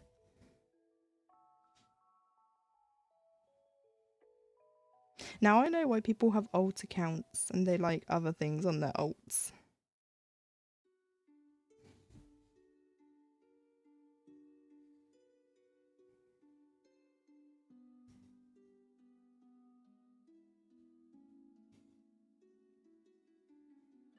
No, it's like it was 9 o'clock this morning when I woke up. I don't think it was today, so you might be scrolling for a while. You watch, I could probably open Twitter and it'd be like the first thing. We'll have a quick peek. Quick peek.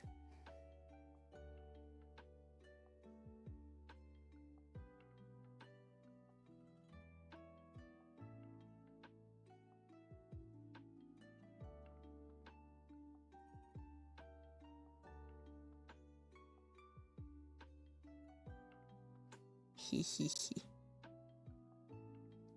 Hee hee. Told you. I was like, I knew what's in it. There you go, there's an artist for you to follow.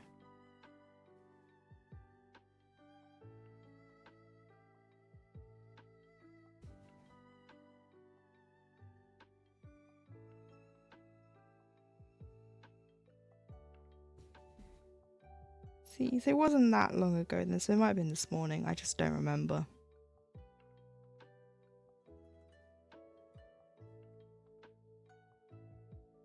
I wouldn't remember my head if it wasn't attached to my shoulders though.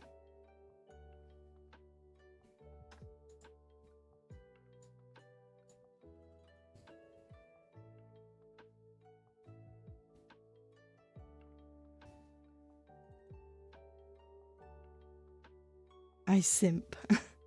Enough said. Hey, you like what you like. No judgy. I no judge.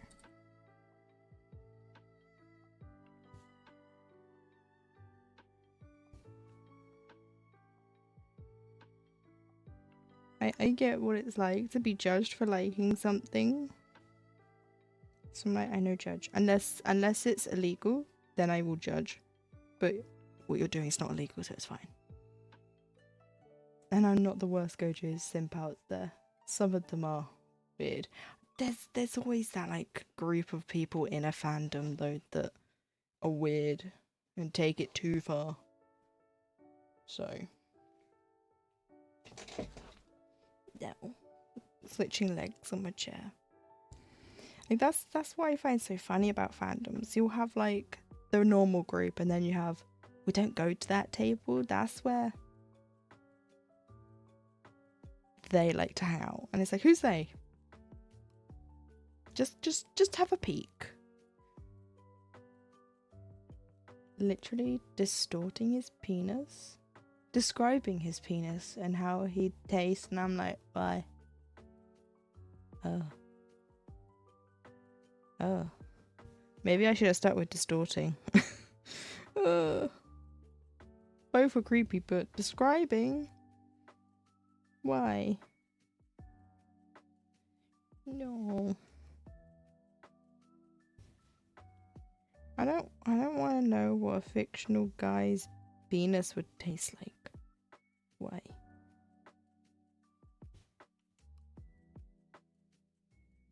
I think the internet needs to be sanitized. And then they debate it. Well, you're all gonna be wrong.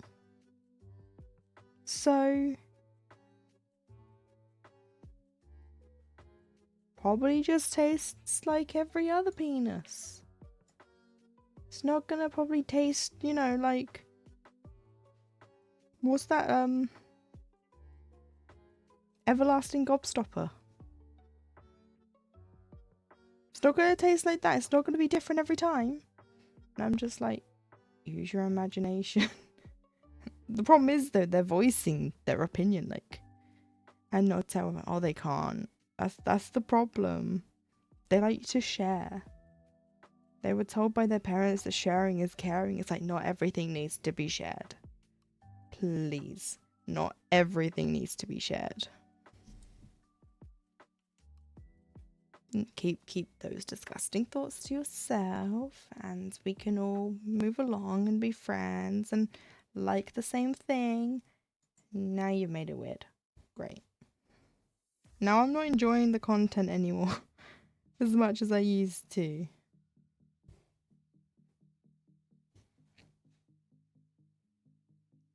Like, I wouldn't be surprised if there was some weird stuff out there about Levi from Attack on Titan after the final series. With all his wounds and people being like, oh, and it's like, no, it's not. Nope. There is. Yeah, no, I thought so. Yeah, no. No. Just get a diary. Please. Lock it under, put it under lock and key. And keep it to yourself. I think that's why I stopped watching anime. Because I'd get into like the spaces and then people would just be like, this character this and that character that, and it's like, I just wanted to talk about an anime I liked. No. So I think I just stopped watching anime because it was just getting... Ugh. I'm all for AO3 and stuff, but sometimes it's a little far. But as long as it's tagged properly and you can block out those tags, I think it's fine. Like if you want to read smut but you don't want to read a certain subtopic, then it should be like, okay, I want to read this kind of smut but without this in it. And then it should just filter out. But then they stopped tagging that because, oh, it's not getting as much reads that used to. It's like, no.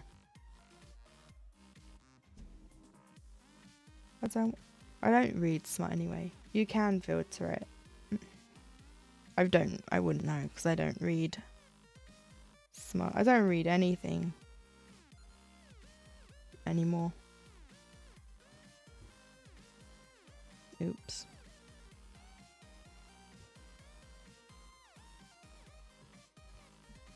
The most I read is like medical posts on Reddit and about people who fake illnesses for attention. I'd love to say I don't read, but that's a lie. You know, I've just like, instead of reading smart, I like to read other things. Like people who fake illnesses for attention is just, it amazes me. Like the dedication they go through. The things they will do to themselves just to get that one bit of gratification. It's like, why? I don't understand.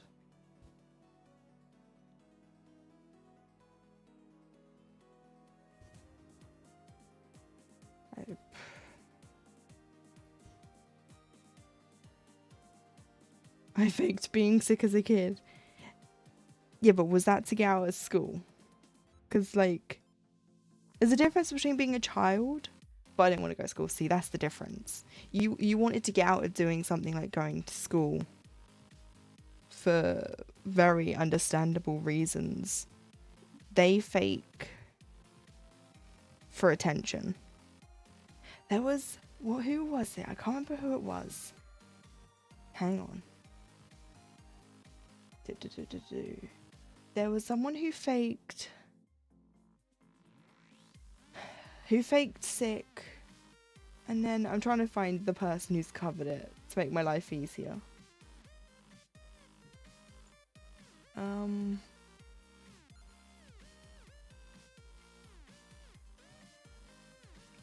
She faked sick for attention when she was in school, and then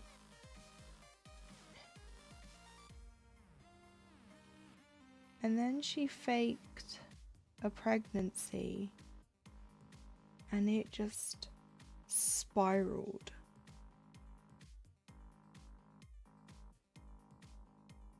Like, the most famous case of Munchausen by proxy is the Gypsy Rose Blanchard case. Like, I can't find what I'm trying to find right now. So, like, that was the thing that really, like, captured me. Like, what her mum was doing to her. And it was all because so her mum could get attention. She had her teeth pulled. She had surgeries that she didn't need for illnesses she didn't have. And it's just like, how does she... Well, I know how she got away with it because she was a very good manipulator. For one. Dee Dee Blanchard was, not Gypsy. And she made everyone else believe that you don't know the full case for Gypsy Rose. Oh no. I could go on about this for hours.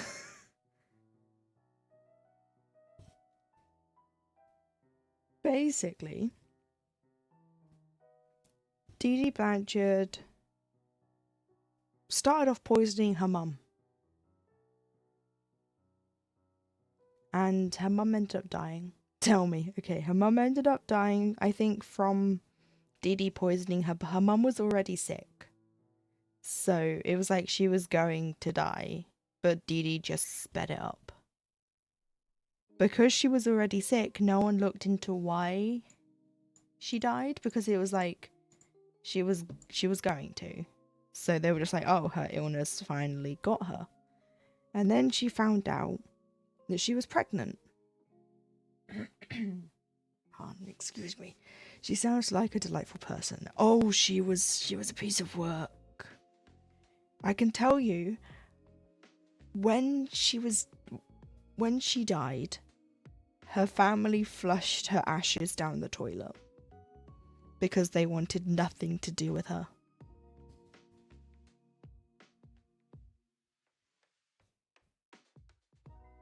So, oh, she also started to, after she basically killed her mother, allegedly, she never went to trial, so I can't say she did. Allegedly. Oofed. Yeah. Killed her mother. If I'm remembering that part right. Her stepmother started to get sick. Right. And then Dee Dee found out she was pregnant and left. She just was like, stepmom, dad, I'm pregnant, I'm going, bye. And left with her partner at the time, who was the father of Gypsy Rose. And the stepmother started to get better. So that's when they started to get suspicious of her, because they were like, oh, Dee Dee's gone and I'm not sick all the time. And she was like her main caregiver. So it wasn't like on certain days the stepmom would be sick, and then other days when someone else was looking after her, she was fine. She was always sick because Dee Dee was looking after her. And when Gypsy was born, she started playing, because Gypsy was a baby, she couldn't talk for herself or communicate. Dee Dee would take her to the doctors all the time. Like, all the time. Like, not even like new parent anxiety. It was, there's something wrong with her. And the doctors would be like, but there's nothing wrong with her. She'd be like, no, my daughter is sick. And they're like, no, she's not. So she'd go to another doctor. My daughter is sick. She has XYZ. This doctor's refusing to treat her. And she'd get treated. They'd treat her because, oh, that's a terrible doctor. So she would pull on their heartstrings, being like, my baby won't stop crying. And then as Gypsy Rose got older, she started to learn that she couldn't walk, but she could. She actually knew she could walk. But her mum was like, no, you're confined to a wheelchair. You can't walk. Because what happened was she'd hurt her leg and she had to be in a wheelchair for a short time to let whatever it was heal. But her mum was like, no, you're staying in the wheelchair now. And Gypsy would hate it. Seriously. Yeah. It's the biggest Munchausen by proxy case known in the world. It's now known as, not factitious, facetious? I can't remember which word it is. It's something disorder imposed on another. It's got a different wording now. But Gypsy was just sick all the time, but she wasn't actually sick. Her mum used Hurricane Katrina because that happened around the time this was all going down. And so she would claim that they lost everything, all her medication, all her doctor's notes, all her hospital records in Hurricane Katrina. And they used that as a ploy to get doctors to not get suspicious. But if a doctor did get suspicious, it'd be like, what do you mean your daughter's got this? She doesn't look like she has it. She would find another doctor. So she would just move up and move like all over the place till she could find a doctor who would do what she wanted. She gave Gypsy medications that would make her dribble. So she'd just drool all the time. So she could go to a doctor and say she needs her. It's now called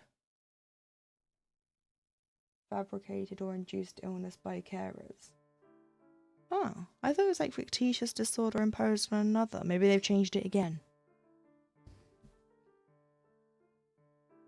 There is a TV show called The Act. It's not it's just like a dramatic retelling, but it does have everything quite close. They had a house built for them. They got a community to build a house for them for free, a pink bungalow, so Gypsy could be in her wheelchair.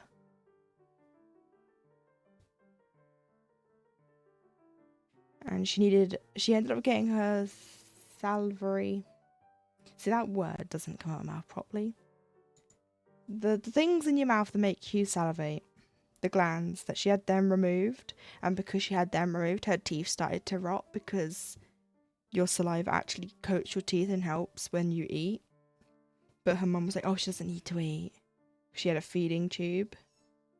I feel like if this was the case that was happening today, she would have ended up with things like a colostomy bag, a urostomy, probably a trachea, probably a port or a Hickman, stuff like that. But she might not have got away with it as easily because it would have been... Sorry if you can hear Loki. He's also like... It probably would have been caught on a lot sooner because of the fact that she was going from place to place, and doctor's notes do get transferred with the patient. I'm getting worried. This is getting a bit thin here.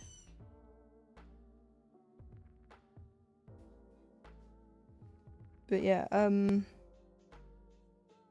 so then Gypsy Rose started to learn that her mother was lying. She was also told that she was younger than she actually was.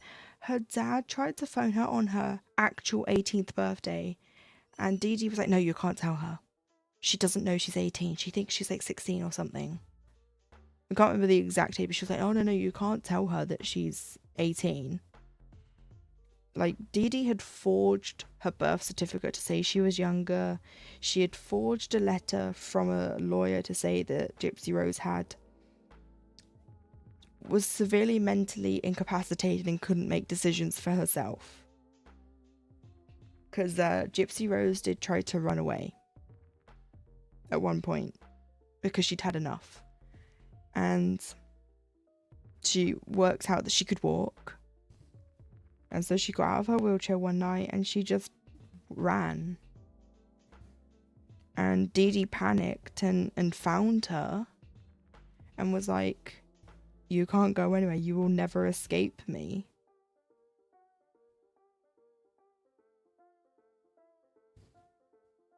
And so when they got home, Gypsy Rose picked up what she thought was a real gun and shot it at her mother. Like, she unloaded the whole gun. It was an airsoft rifle, like one of those, like a BB gun. And so her mum started to chain her to the bed. She wasn't allowed to have a phone or the access to the internet. Yeah, jeez.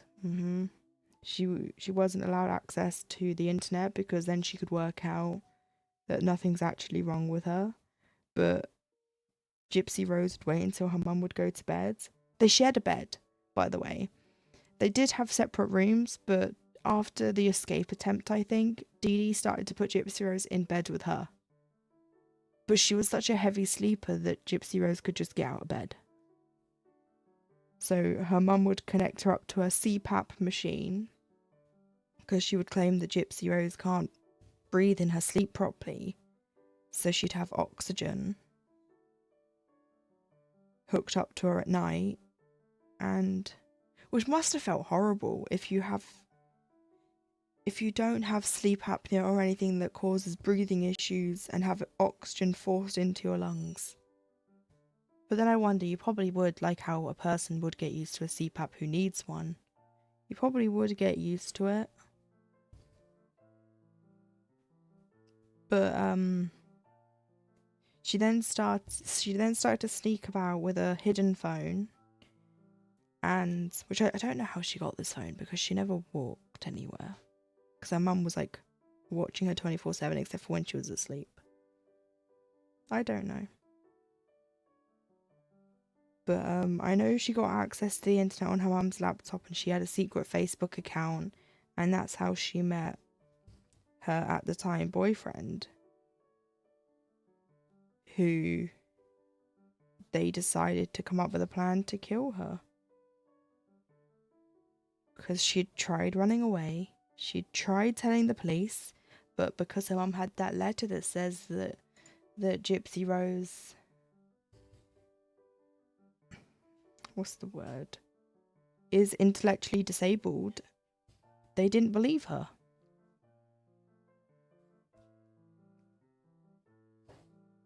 And if you ever see an interview of Gypsy Rose and Dee Dee is holding on to Gypsy Rose's arm, and if Gypsy Rose started to say something that sounded too intelligent, she would grab her, she would like pinch, and she would know to tone it back down because she was talking too much for her supposed mental age. So, because like that came out in interviews after Dee Dee was murdered. Anyway, back to them talking. So she was talking with her current. That's just cruel. And doctors did start to catch on, but like I said, she would just go to a different one. And whenever child services would get involved, Dee Dee would just manipulate her way out of it, like she always did. And they'd just be like, oh, well, we can clearly see your daughter's really sick and you're not doing anything. Her medication was kept under lock and key. Some people did speculate that Dee Dee was actually getting the pain medication to take herself, and that's why she was trying to make out that Gypsy Rose was in pain all the time with her illnesses. Because there was like a list of things that she said that Gypsy Rose had, and one of them was like leukemia. And Gypsy Rose was actually receiving chemotherapy for a thing she didn't have.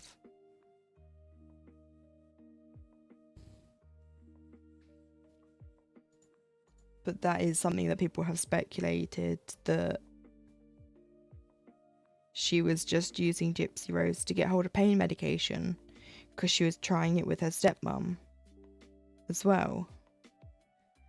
But a person who's not under your manipulation tactics would know that tablets are going missing or medication, whereas if they don't, they won't know. Which is why we think she wanted a child to do it easier. But that was just speculation because it didn't seem like she was taking her pain medication. But we don't know.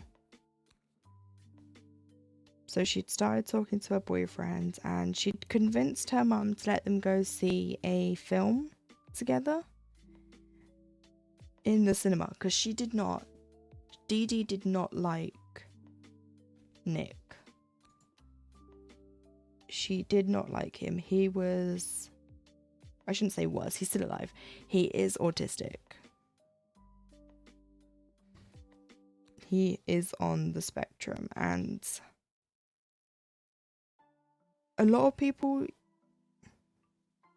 have since come out and used that as like when he was arrested, they used that as like an excuse, like that the reason why he's violent is because he's autistic, and it's like, no. He was failed by his parents, I feel Nick was. And then there was the whole, Gypsy Rose manipulated him. And I was like, I don't think she did. I think she just told him what was happening. She was afraid for her life because she'd already tried to run away. She'd already tried to go to the police. What other options do you have? In a kill or be killed situation, which one are you going to pick? Like, that's what it came down to.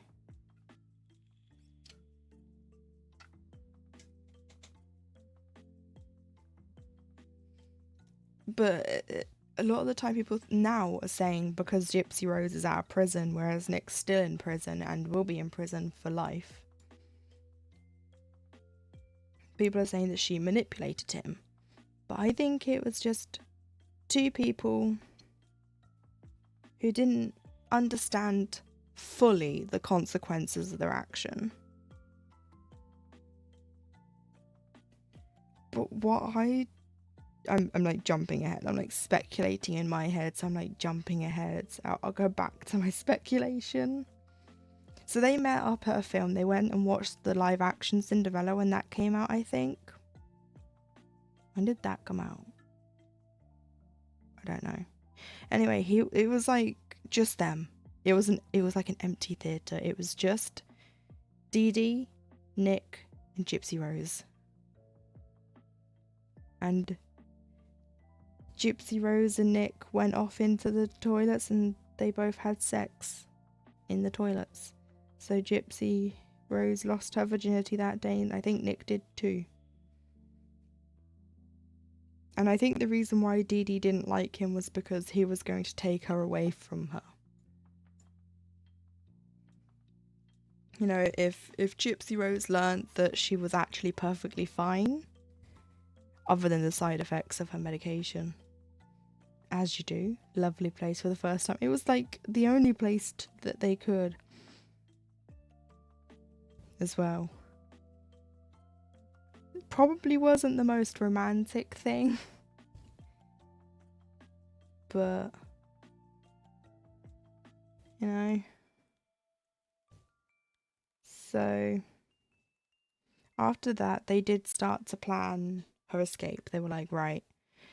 Originally, they were going to try poisoning her, but then, because they'd come up with a plan, like, this is what's going to happen, she needs to go. And they came up with, like, different plans. Like, they had, I think, 3 plans. One was just to run away. Like, he would just come get her and they'd run away.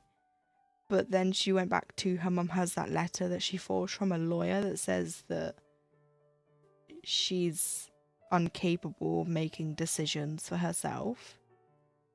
That she's mentally disabled. Intellectually disabled, I should say, sorry. Because I think Dee Dee had said that she was like a lot younger mentally than she actually was. Which is why she didn't like the relationship, because it was creepy. But we all know Gypsy Rose was not like a 6-year-old in her head, but a 20-year-old. It wasn't like that. So, my captions have stopped working. Why have they stopped working? Hello, captions?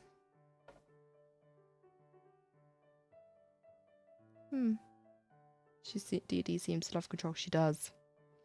Like, that's the whole point. That's what it all stems down to. I don't know what's happened to my captions. They're gone. Boo. No, that's what it comes down to. It's all about control. And if they don't have control over the victim, they're useless to them, essentially.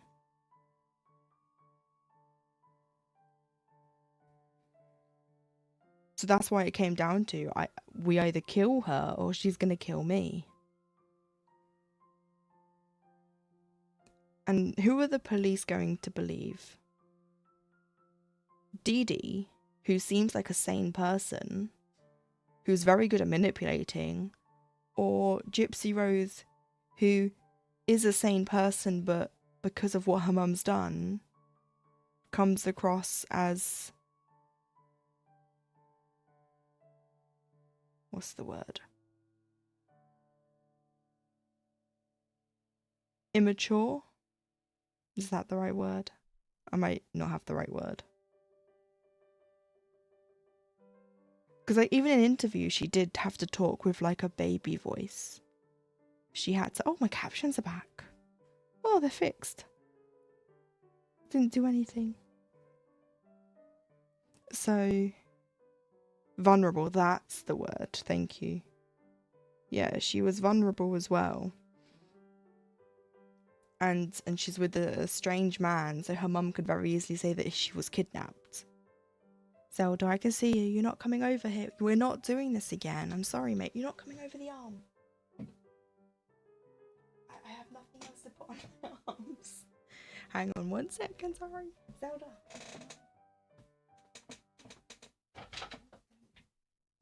We'll cuddle for a second. Right, I'm holding him. I'm like cuddling him for a minute. Yeah, so it could very easily be seen as Nick had manipulated her into trying to coerce her into turning against her mum. And her mum probably could have pulled it off. Hello, Zelda. Little says hello. Oh, that's the light. Oh, there's the camera. Oh, there he is. Right. Yeah, so it was literally coming down to I have to kill my mum or she's gonna kill me. Because she'd worked out by then as well that she was fine, that there was actually nothing wrong with her. Right, you're gonna go on the floor then, mate. Oh, my chair. There we go. So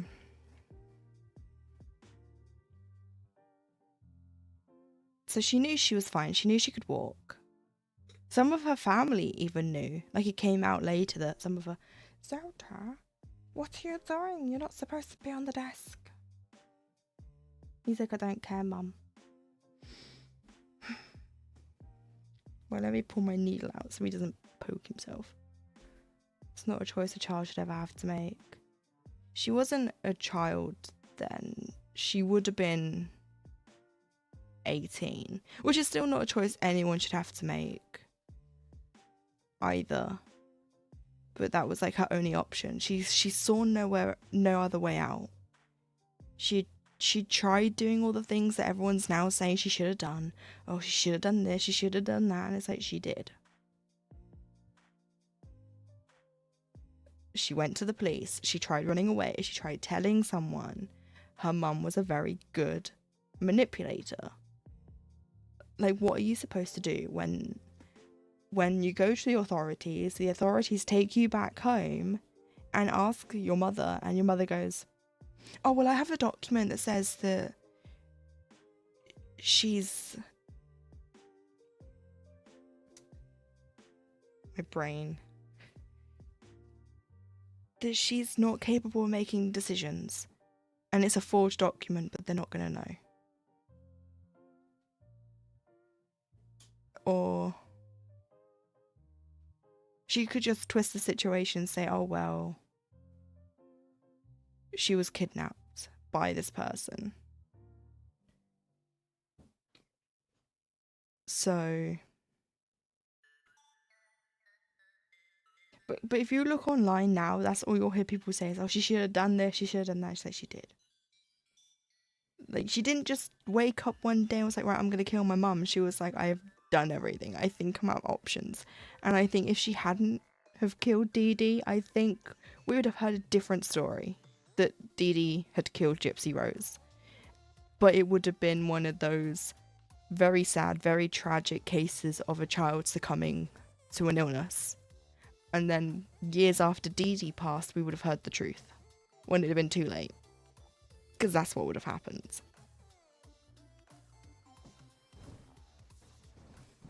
And that's why this case is so frustrating to me. Because it's very easy for people on the outside to say what you should and shouldn't have done. But if they were in the same place as you, they probably would have done the same thing. And it's like that in every situation. Like, even me saying what I'm saying, I could very well easily say, like, oh, well, she did all that, and so this was the last option. But I wouldn't actually know because I wasn't there. I wasn't involved.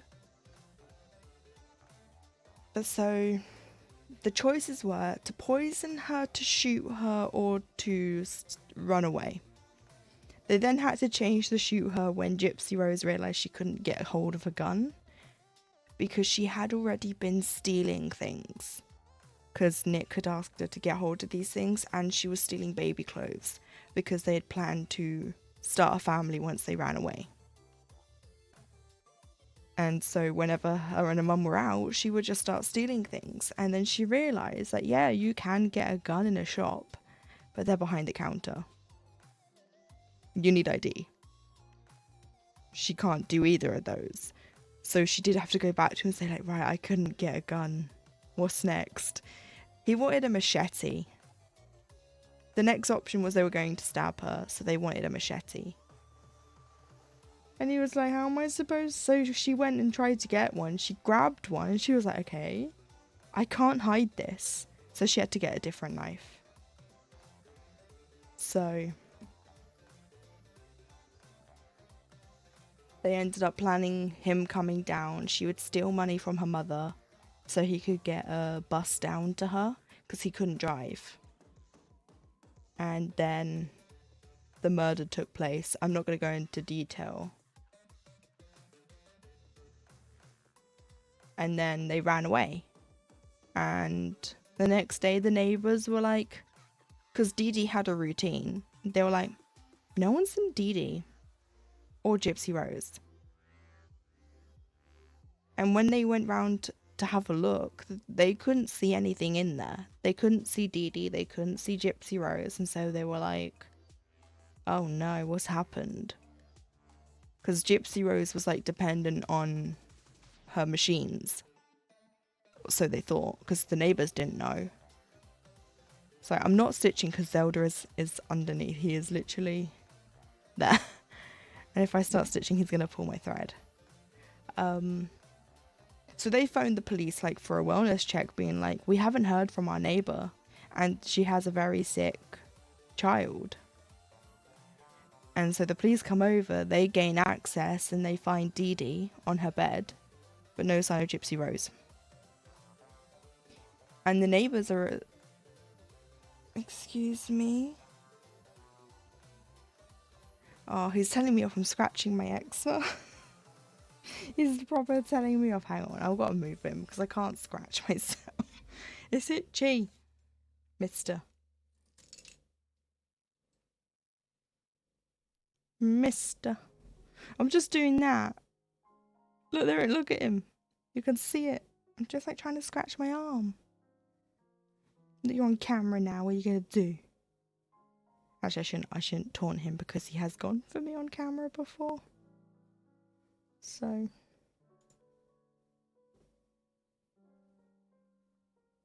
yeah, so the neighbours then come in and they go, this isn't right.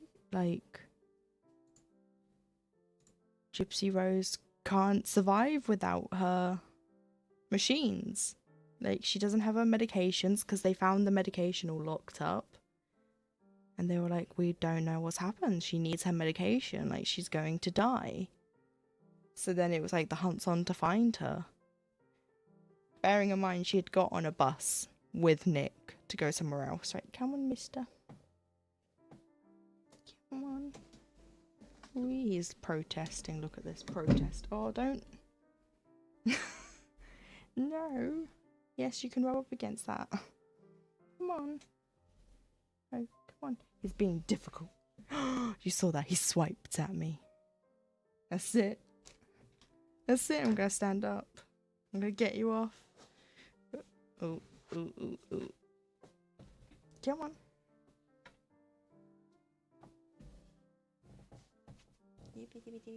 Alright, it's gone dark. I'm covering the light.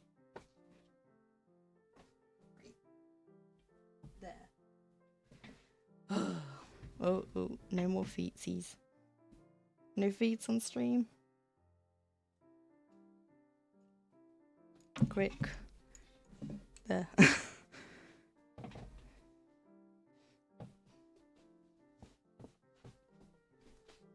Right. I saw nothing. Zelda's a good boy. Debatable. Debatable. That is very debatable.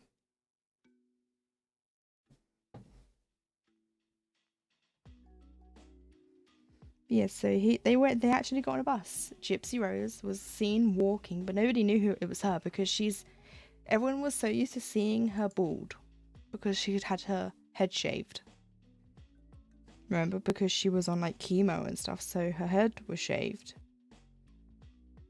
She had a wig on, and she was walking and she was wearing different clothes. So nobody knew it was her. And they got on a bus and they fled. They mailed the knife to his home address because they didn't know what to do with it. They just put it in an envelope and stuck it in the post box with his address on it.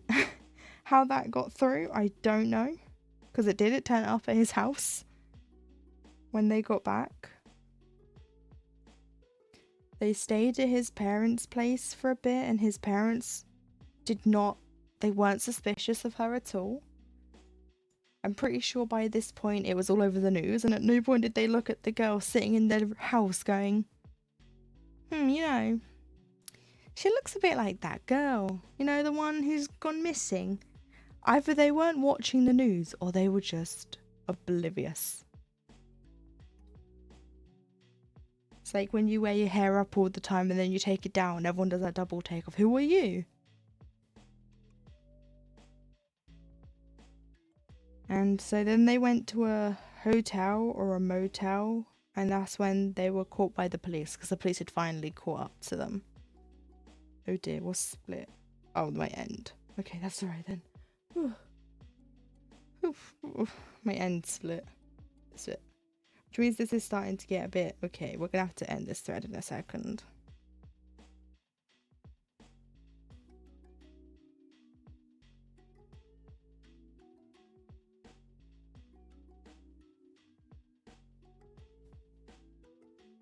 Am I crossing that? That's what I'm doing. I'm crossing that. So yeah, they were both arrested. Well, at first they thought it was he had kidnapped her, so he was arrested. Like there was a gun involved, and it was like, come out with your hands up, let Gypsy Rose go. And she went down there. She walked down the stairs, and she was like, no, don't, I'm fine. And the police were like, what the hell? Because they'd been told that just casually mail the murder weapon to his address.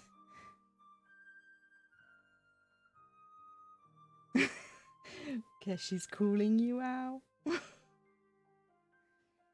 Yeah, so the police were expecting a severely disabled girl to not come down the stairs on her own, but she just walked down the stairs, and they were like, huh? What the hell is going on?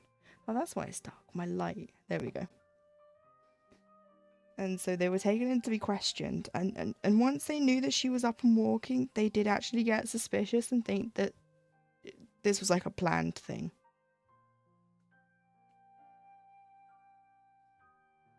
So in an interview, the police were like, do I hear Kingdom Hearts? You do. It's all Keshi. Yeah, I've got the piano and flute duet. No cry, Keshi. Keshi, no cry. It's okay. Although this version does hit hard.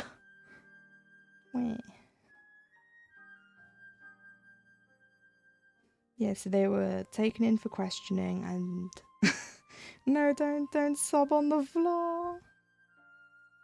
No. Taken in for questioning, and they were like, your mum's dead. And then Gypsy Rose started to just cry, and they were like, we know you did it. Like, we know you had something to do with it. Because they'd also found all the messages that they had sent. So they were like, we know, the jig's up. And then she tried to blame it all on Nick, saying that it was all his idea. They both planned that bit, but he was the one that did do the murdering. She couldn't do it. She locked herself in the bathroom and waited. They had a signal that he would do when he was done. And so it's done now. What are we on now? We have the Song of Healing. This heal Keshi after all the crying.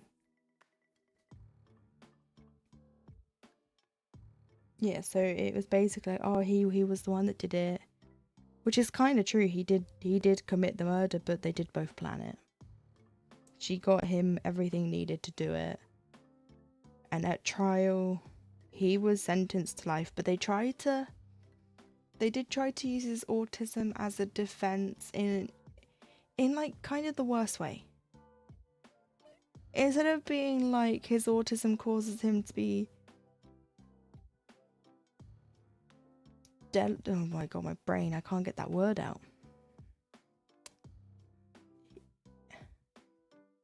To be disabled. And I don't think he was mentally delayed, so I don't think that's the right word.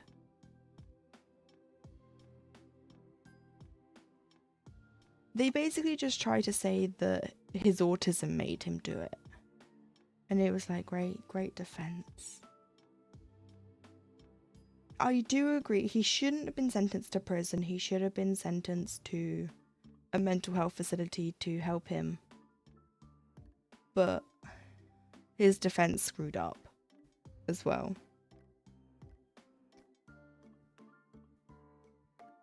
And then he tried to play the multi-personalities card, that he has a good side and a bad side, and the bad side took over. And then we got to read the messages. There's a court, a recording of the court proceedings, and you get to read their cringy messages, like both of them. Like, it's all... It's like, edgy teenager role plays and stuff like that. But yeah, he was sentenced to life in prison. She was sentenced... She was charged... What was she charged with? 2nd-degree murder? And she was sentenced to 10 or something years. Edgy teen roleplay. It was. It was. It was that sort of like, I'm your master. And you're my slave, and I'll get Mr. whatever it was called out, and it's just like,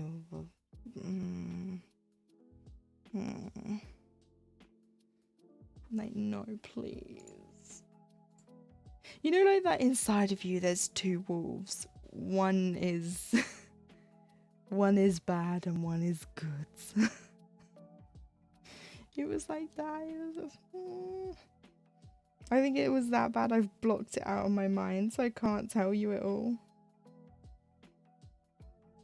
Oh, I do know he wanted her. That's what fan fiction's for. No need for that cringe. It was just, ugh. He wanted her to wear that nice little dress. This was the day of the murder, by the way. He wanted her to wear that nice little dress and to wear, I think it was red nail varnish or red lipstick, and she didn't have one or the other, so she wore the other. If she didn't have lipstick, she wore red nail varnish. She didn't have red nail varnish, she wore red lipstick. And it was like, oh. It might have been pink, actually. But it was bad. It was good.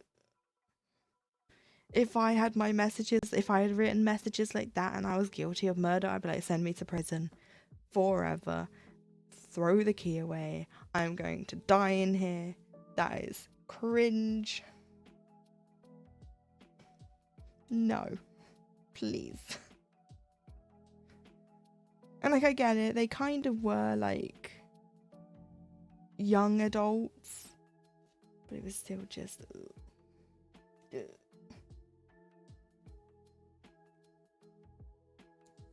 I know on, I think it's Law and Crime, there's a YouTube channel that has these court proceedings on it. So if you do want to hear the cringe, yeah.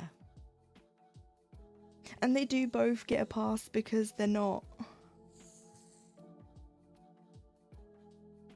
They weren't like my age writing this. They were both... I don't know, maybe they shouldn't have just wrote it at all. I'll find the cringe later. Yeah, and you'll probably hear things that I didn't say or forgot because this brain. There was ever a time to fight with the brain, it would be now. This was so annoying. I'm trying to like tell someone something and I forget bits or I skip over something and have to come back to it.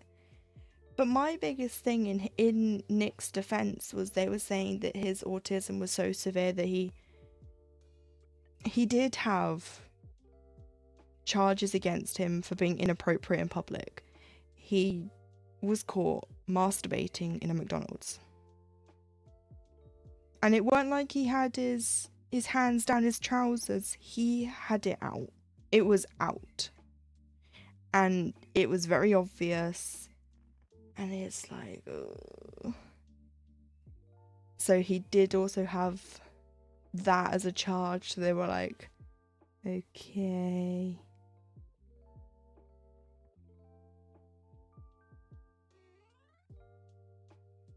But he's also autistic, so it's like it's one of those weird cases where it's like, what do you do in that situation? Not the McDonald's. I think he was at it for 9 hours too. 9 hours.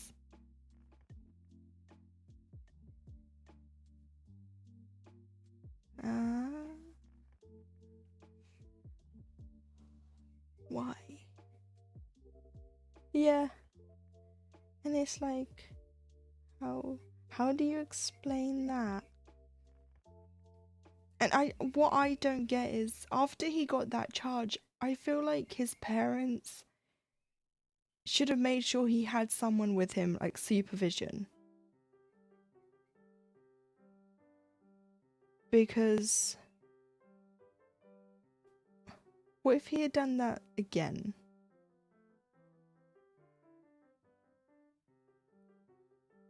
Like, I think all autistic people or disabled people should be allowed freedom. But once they do something like that, it should be like, okay, you can have freedom, but you're also going to have someone behind you to make sure you don't do something like that again. Because next time you could get really badly hurt. Because someone could have attacked him.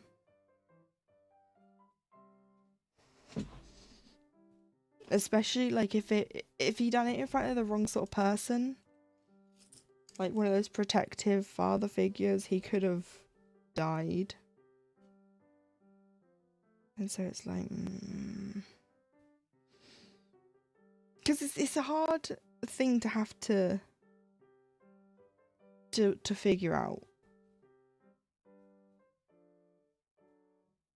But I feel like after that had happened, he should have had a carer or something to make sure he wasn't getting into that sort of trouble in public again. Because they did try to use it as a defense in his trial when he was charged with the murder of Dee Dee Blanchard. Yeah, he should. And like, I don't know what like how bad his autism was affected,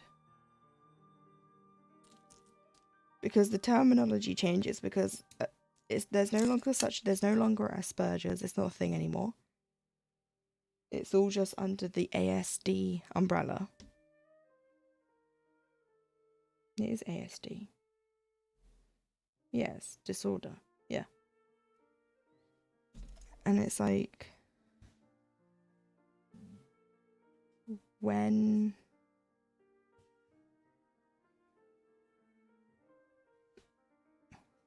at what point should his parents have also been held responsible for what he ended up doing?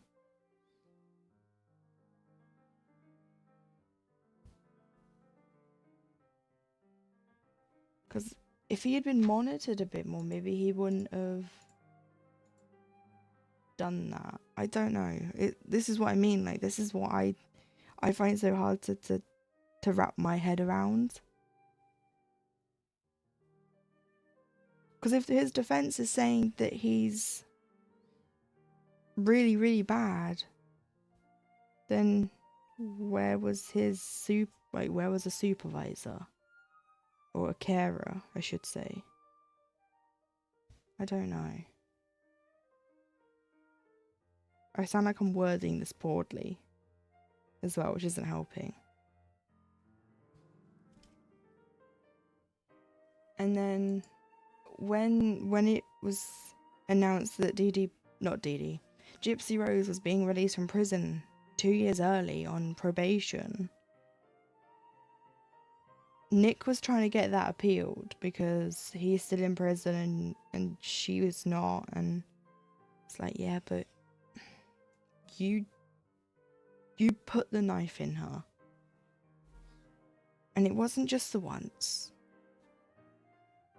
And then everything else that I haven't said.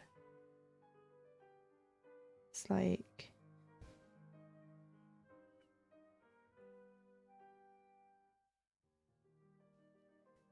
but like that's the only part I'm like caught up on. Like everything else is like easy to explain, like the whole what Dee Dee did, and but then when it gets to Nick, it's all confusing.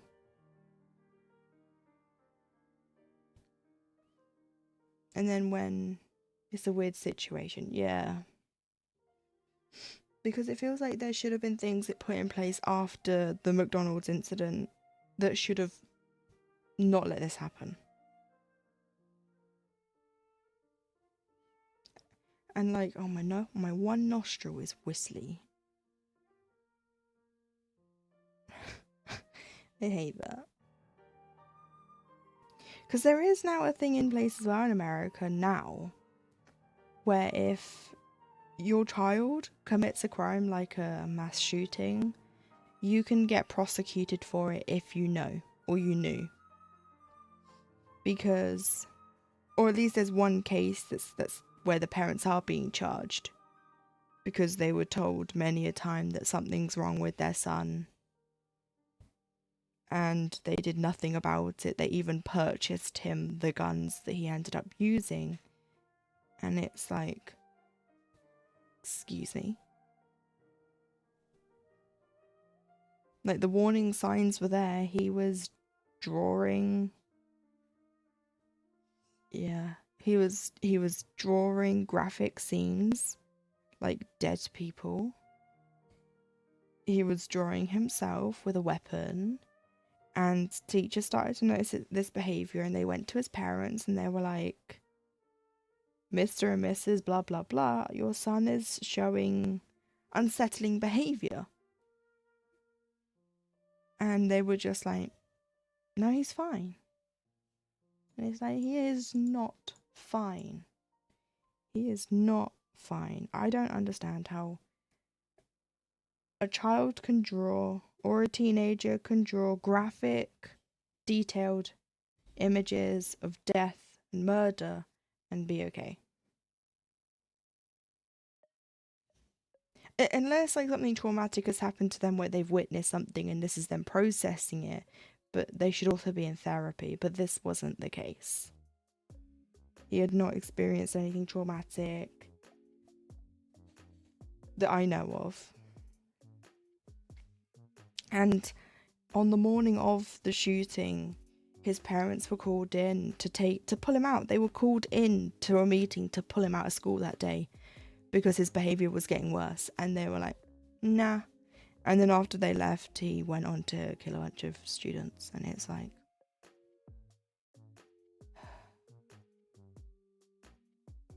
so they're now, and now it's in the courts. The parents are blaming the other parent. So the mum's blaming the dad's blaming the mum. And it's like, I hope they both get sentenced to life. Because they are just as guilty as he is. I don't understand how you could go out and buy the weapons after being told by the school that he was presenting with this strange behaviour. Do you know what you do in that situation? You take your child out of school and you put them in therapy.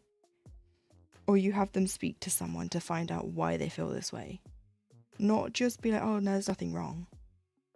We had one major school shooting in the UK and bye-bye guns, yeah. Yeah. And Australia? I think Australia did the same thing. I might be wrong. But I just don't understand why Americans are so, you're not taking our guns. And it's like, look at what is happening. We are giving guns to children to go and kill other children because... Why? Keshi, explain. I don't think it should fall on Keshi to explain all of America. Oh, poor Keshi.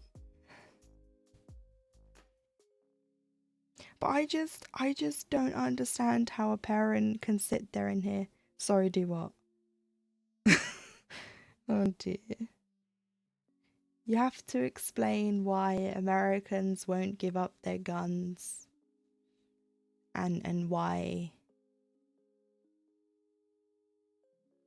Yeah, America's relationship with guns. But I do hope that parents being found culpable is going to result in, I really hope, less shootings. It probably won't, but I'm like, if a parent is told all these things and they still decide to let their child be around guns, it's like, throw the book at them. Actually, attach some cinder blocks to their feet and throw them in a river. Because, no. And then you have stupid people being like, oh, they're crisis actors.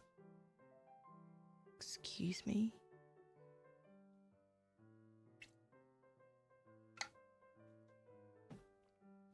Like Alex Jones was charged, not charged, he was made to pay like 3-point-something billion in damages to the Sandy Hook survivors' parents, or the survivors in general. Oh, you don't know about the crisis actors. Oh. So, Alex Jones said the Sandy Hook shooting, the school shooting that was terrible, was basically a hoax. And the parents and the children that survived were paid actors. Because apparently one of the victims was seen 3 days later in a shop. And this was all fake. And it wasn't. These people were dead. They would never get to go home. It's not so much that people owning the guns is the problem. It's just whether they're allowed to buy them. The process is too simple. They need to do a more thorough job of checking for red flags or, involving police reports. Yeah, no, I do agree with that, Keshi. No, I'm not kidding you, Lil. He actually came out and said that and was charged, and it went to court and he was made to pay 3.5 or whatever billion in damages because it really upset the parents and the surviving children. And it's like, how? What? Why? Why would you fake that? It's the same people that think 9/11 was fake, and it's like, oh yeah, the Twin Towers were just a hologram this whole time. Why? Like, why would we fake these things? Now it goes back to my why we fake illnesses. That seems so simple now compared to this. Same with the church massacre in Texas. There's some scum that keep harassing the church saying it was all fake. I'm sorry, but is the child just meant to stay frozen in time? Are they not allowed to try and continue living? Apparently not. I don't understand. A catchphrase again, but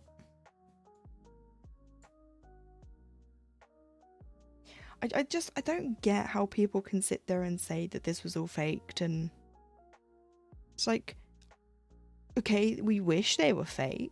Like, we wish that these events didn't happen, but they did. I'm sure the parents would love to wake up the next day being like, oh, it was just a silly prank. But it's not. They get to wake up and then they have to go through it again. And it's like,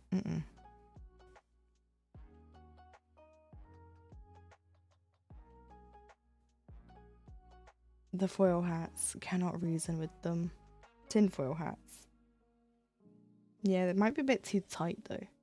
Yes, I'm sure the dead kids are just playing dead. Yeah, no, when the cameras turned off, they just got up and wiped the fake blood off and went home.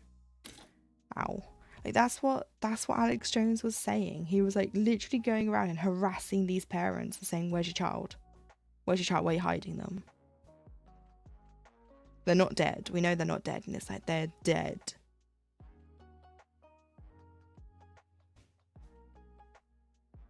And there were so many people that believed him that they were faking. And it's like, if you forgot all the other events that happened before then.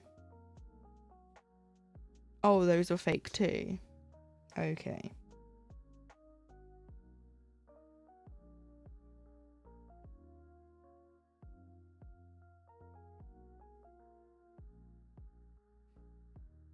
Yeah. And that's why, like, Alex Jones was banned from, like, everywhere because he was just spouting nonsense. I think he's on Trump's version of Twitter, and it's like, oh, that's, yeah. Wonder why he's there. But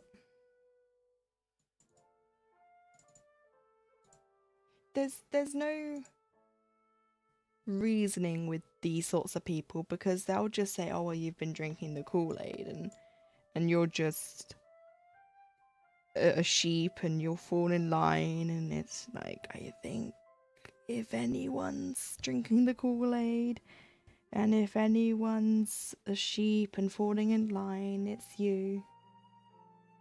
You know, because you're not allowed a differing opinion to these sorts of people. It's either you follow what the one person says is gospel, or you don't know what you're talking about. And it's like, I don't think that's how it works. I think you've got it the other way round there, buddy. Not that you're my buddy, but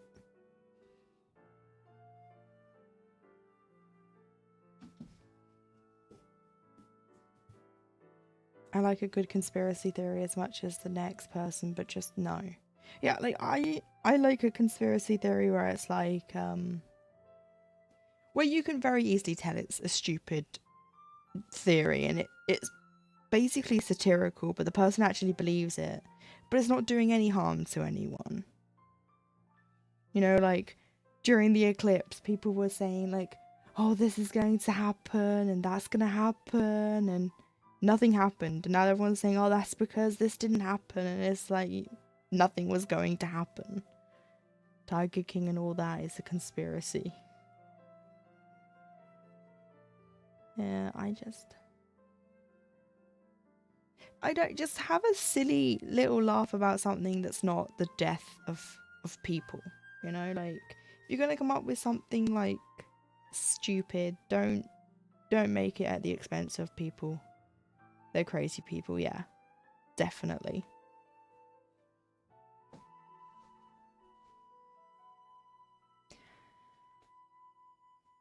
They should all just be locked up for a while until they can form their own opinions again and can look at something and not be like, oh yeah, I'm gonna believe that.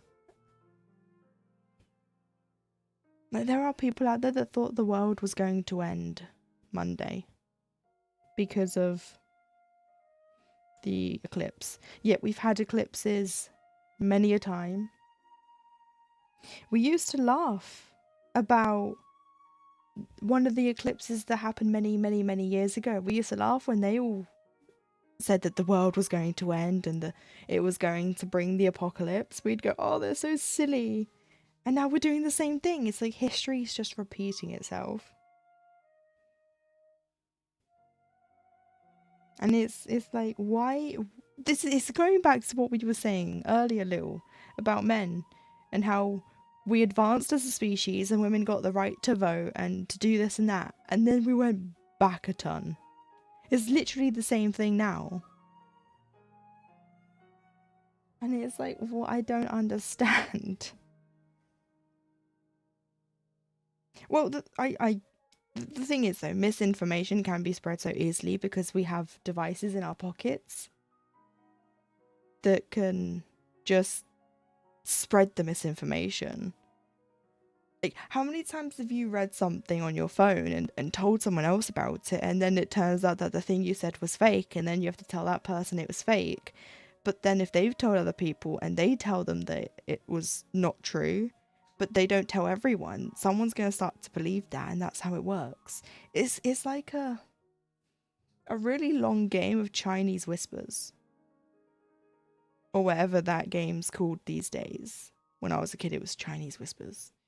Or telephone, actually. It might be better calling it telephone. Too many times. Yeah, you would just hear something, you'd be like, oh, Mum, you'll never guess what. And then you'd tell them, and then you'll look back at your phone, and it's like, never mind, that was debunked. It was fake. Like, oh, the new iPhone 27's coming out in a week, and it's going to have, like, all these features. Oh, it's fake. And the thing is, with AI, it's going to be even worse. It's going to get worse. Ow. There's already, like, pictures out there that you can't tell, other than, like, looking at their teeth, but then the teeth are going to become better, and the hands are getting better, and it's like... And there were pictures of, like, someone, like, Trump shaking hands with someone else, and it was like, this was fake. But at the same time, it's like, was it? But it was. Because back then you could tell because they had too many teeth. But when it gets to the point where it can work out how many teeth a person should have, and how many fingers, and we're done. And that's why AI needs to be reined in. There needs to be more things in place, because it's going to get to the point where people could get you could get sent to prison for not committing a crime, but you commit a crime because your body was there or your face was there. Like, it's going to get to that point where you can't rely on eyewitness testimony, because that's already wrong, but you're not going to be able to rely on things like CCTV proving that you were home, because, well, the CCTV shows that you were there, you committed the crime, and there was no DNA left, so it's literally just your word against this word, and the jury finds you guilty and you get sentenced to prison for the rest of your life for something you didn't do. Like, that's what's going to happen.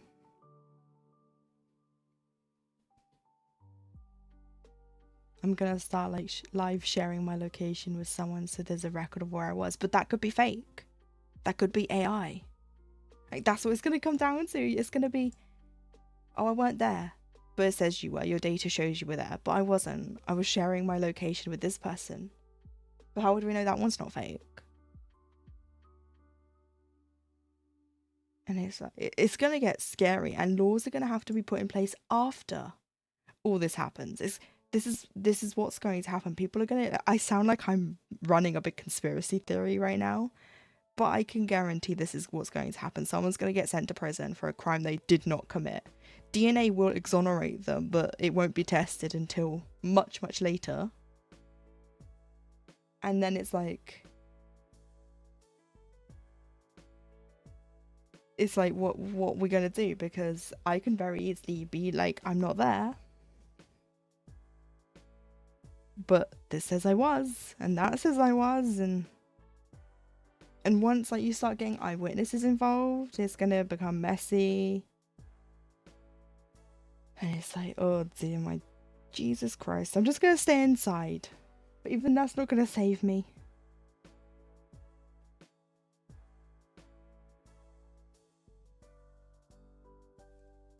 So, we just got to wait for that to start happening.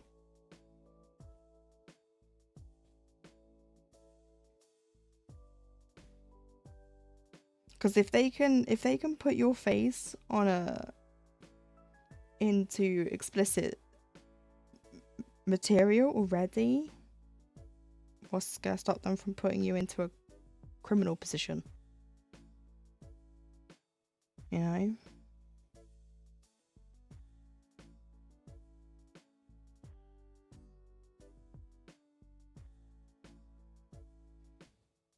And we carry devices on us that can be very easily could very easily have their data manipulated. It's gonna get scary. We're gonna find out technology was a mistake.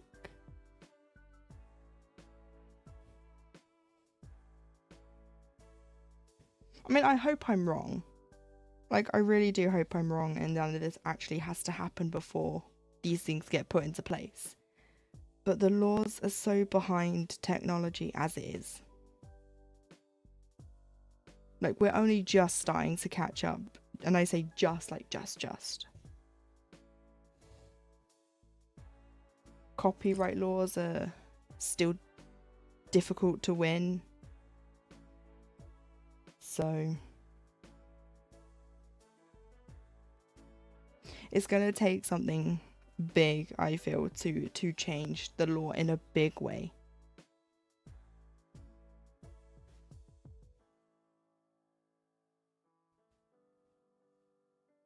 And it's going to be scary.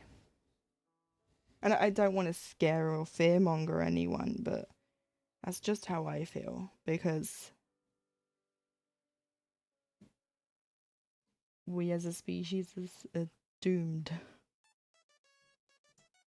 In a way.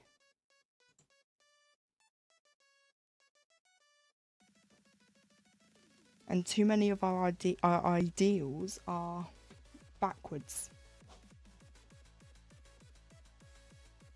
So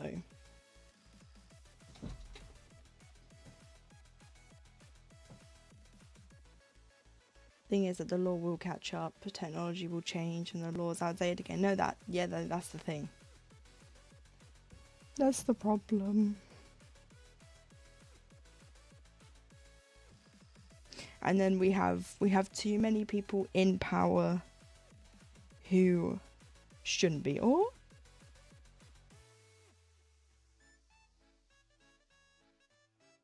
hello, thank you for that follow. And welcome. Oh, what a time to come in. I'm talking about like the end of the world through technology, and then you're just like, this seems like a nice place to be. I promise I don't always talk about this sort of stuff. But welcome.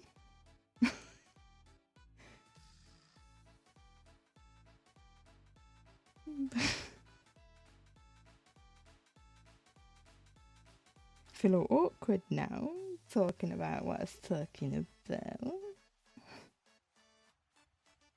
It's okay. I don't think it is.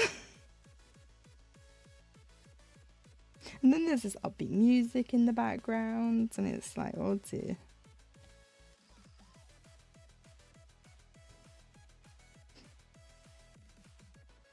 But no, thank you for the follow again.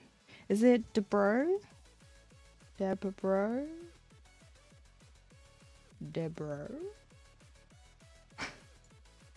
I think I just said that all the same way.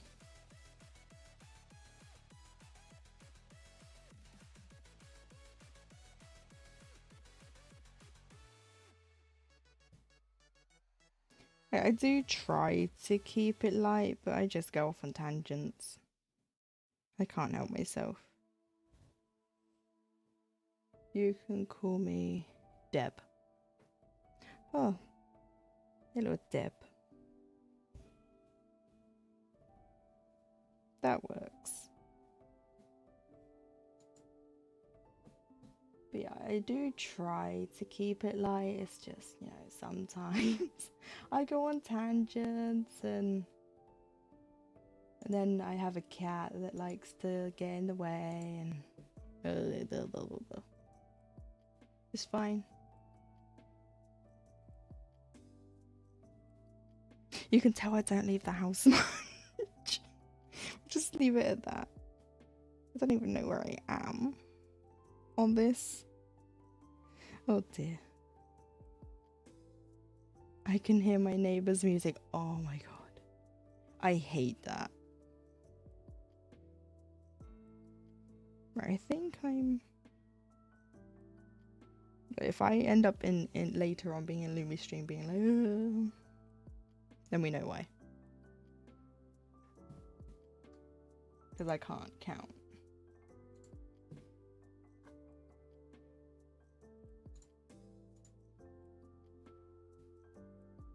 I think I'm... Because this is confusing me. Maybe I should have just stuck to my plan of doing this by row.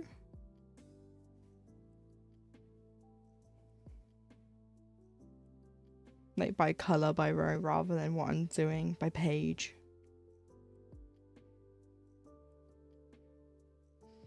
I just thought there was so much of this colour. Just get out of the way. I might have regrets. Well, it's because the other page, when I did this page over here, it went by so quick. This one, not so much. I think because that one was like solid. This one, not so much again. It's fine, I will persevere. I have all these other things I need to get to. 3 of them turn up today, so I have to finish these.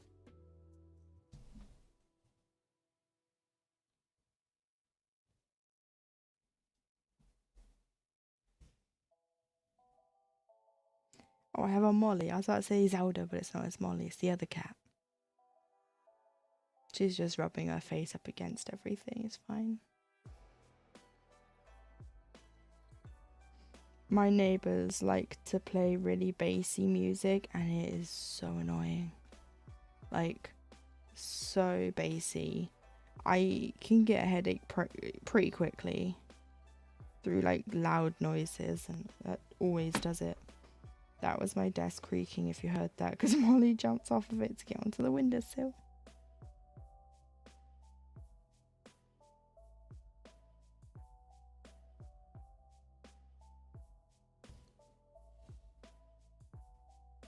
But yeah, I don't...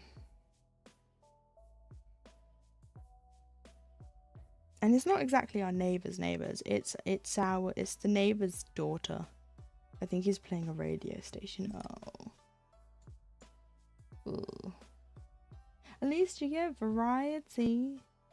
Depending on, unless they're listening to the like one radio station, and it's like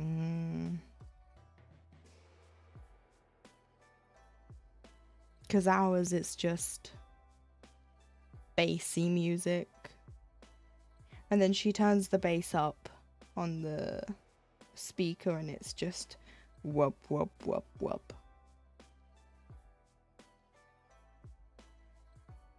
Molly's bird watching now. She's making the cat noise. I don't think you'll ever hear it, but she was just doing the cat noise.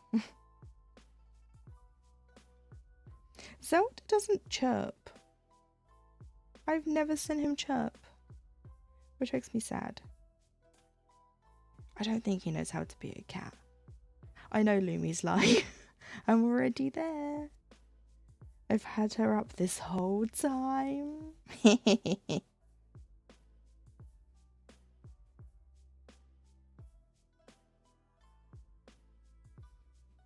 After Monday, I was like, right, that's it. Because I can't keep panic trying to put her up. I need to just put her up before she starts, like I normally would, and then I can just wait, and that's what I did. So everything's been squished on my 4K screen to my right, because normally I have just chat over there and, well, just the stream stuff so I can see.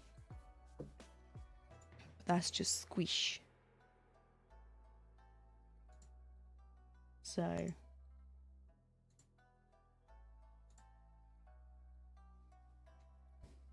I'm like really squinting to read because everything's doubled.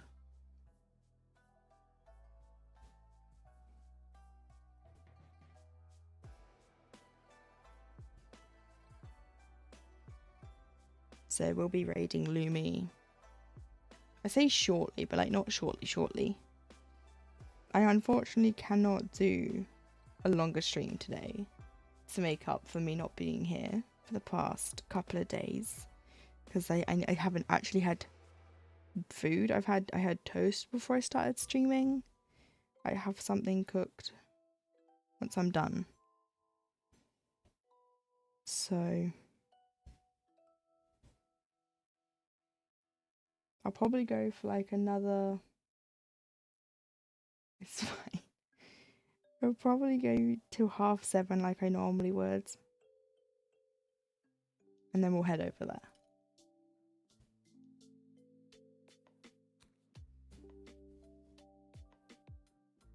And we'll give her all the love and support.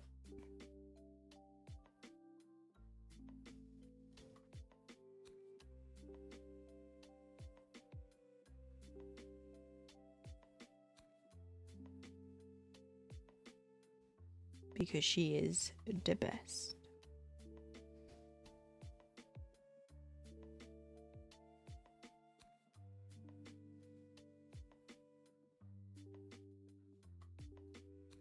I can hear that radio station clear as day. Let's start banging on the wall. That's all we had to do at one point. We just had to start banging on the wall because it was upsetting the birds, causing them to scream.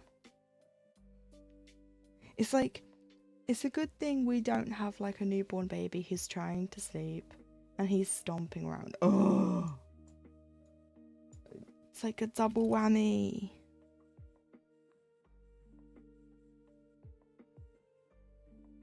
No, that's not on. And it's 7 p.m. Like, I know that's not late, but that could be for you. It could be for someone who's got to work at silly o'clock in the morning. I say silly o'clock because and there's me not going to sleep till 3 o'clock, which I would consider silly o'clock. But no, what about people who are on night shift and are trying to sleep during the day so they can stay up to go to work? Or you've got a newborn baby who you're trying to... Okay, they do say nowadays you shouldn't actually be quiet around a newborn because it's actually worse for them. But you don't need that, you know? Put some Lego under his feet. I think this calls for Lego under the feet. Oh, Jesus Christ. Lumi just made me jump. It's like she was like all up and personal in my ear. I thought she had like got into like a Discord call with me or something. I was like, panic.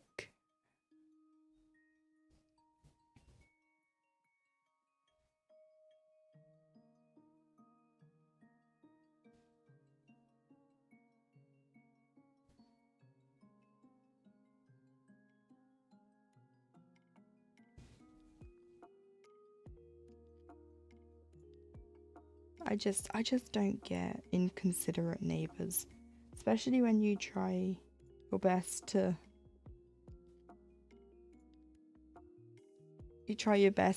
keep the peace, and then you have a neighbour just going stomp stomp stomp, and it's like, please stop.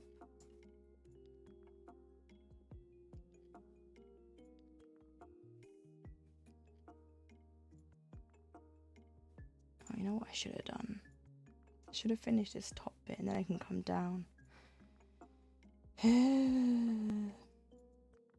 Because I have this big gap. I have all this up here and then there's like a gap for doing it down here.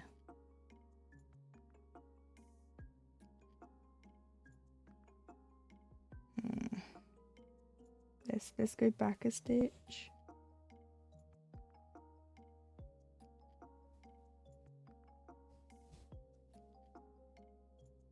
And then we'll just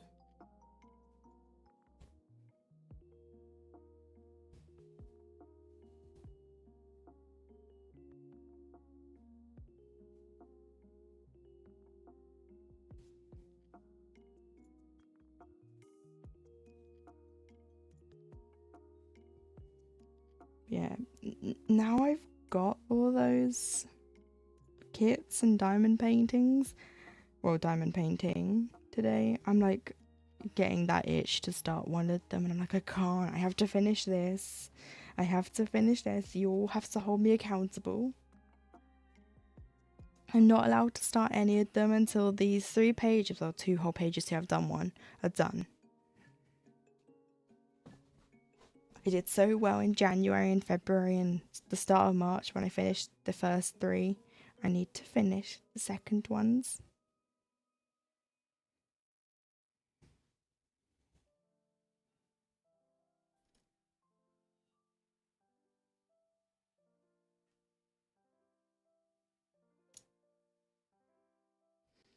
So, because I have a spare Q-snap. Actually, I have 2. So, and then we also have the community goal to get me to kit up a HAED. So, we have that as well.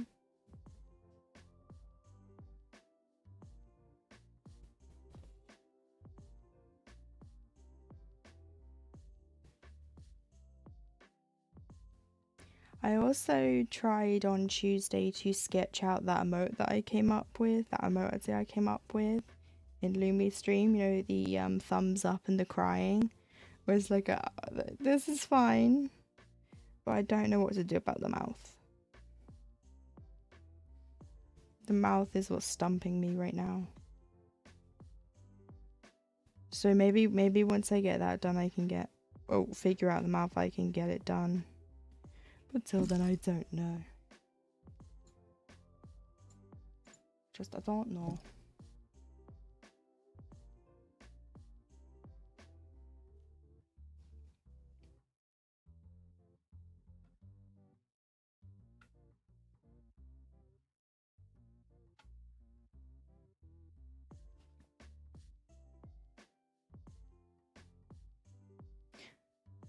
How's it nearly been 3.5 hours of stream already? I feel like I've just been blundering through today.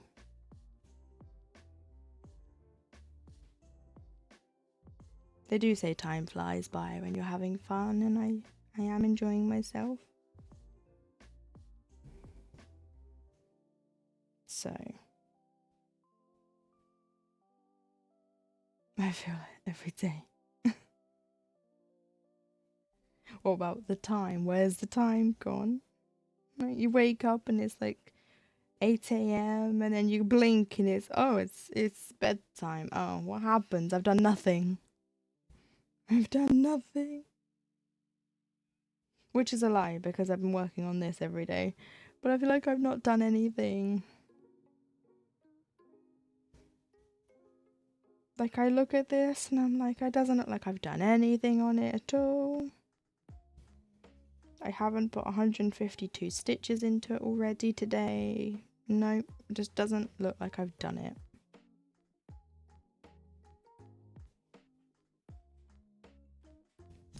Ow, I keep hitting everything.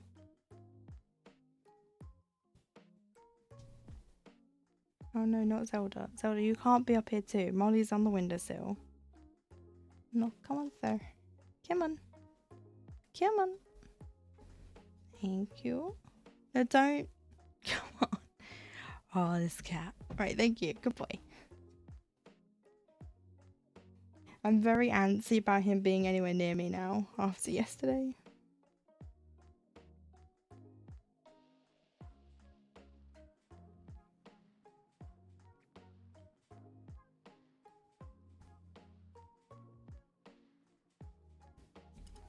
Yeah, I think what it is as well is I'm dreading next Wednesday when I have to go to that appointment. Because I feel like I'm just going to get dismissed again like I was last time, or he's going to shrug his shoulders, or he's going to... Or he's going to be like, I don't have a magic wand. And it's like, I'm not asking for a magic wand. I'm asking for you to help me. I'll come with cracked knuckles. We've actually joked with the nurses because I see two nurses, not at the same time, but I alternate between them. So one week I'll see one, the other week I'll see the other. Just so that way it's not one nurse managing my care. And then if they're off one week, suddenly I have to see the other and I have to try and explain.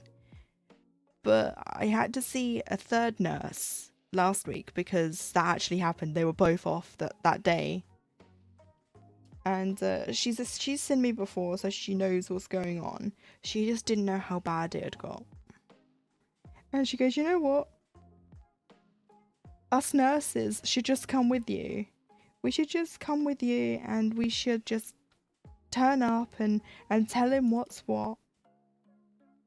Because he wrote them up. Right, they have done everything they can for me. There is nothing that they can do. Excuse me. There is nothing they can do that isn't surgical. They are not surgical nurses. They are just...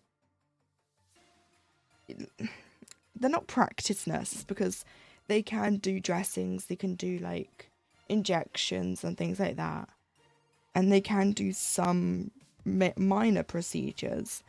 But they can't just get a scalpel to me and start like cutting me open.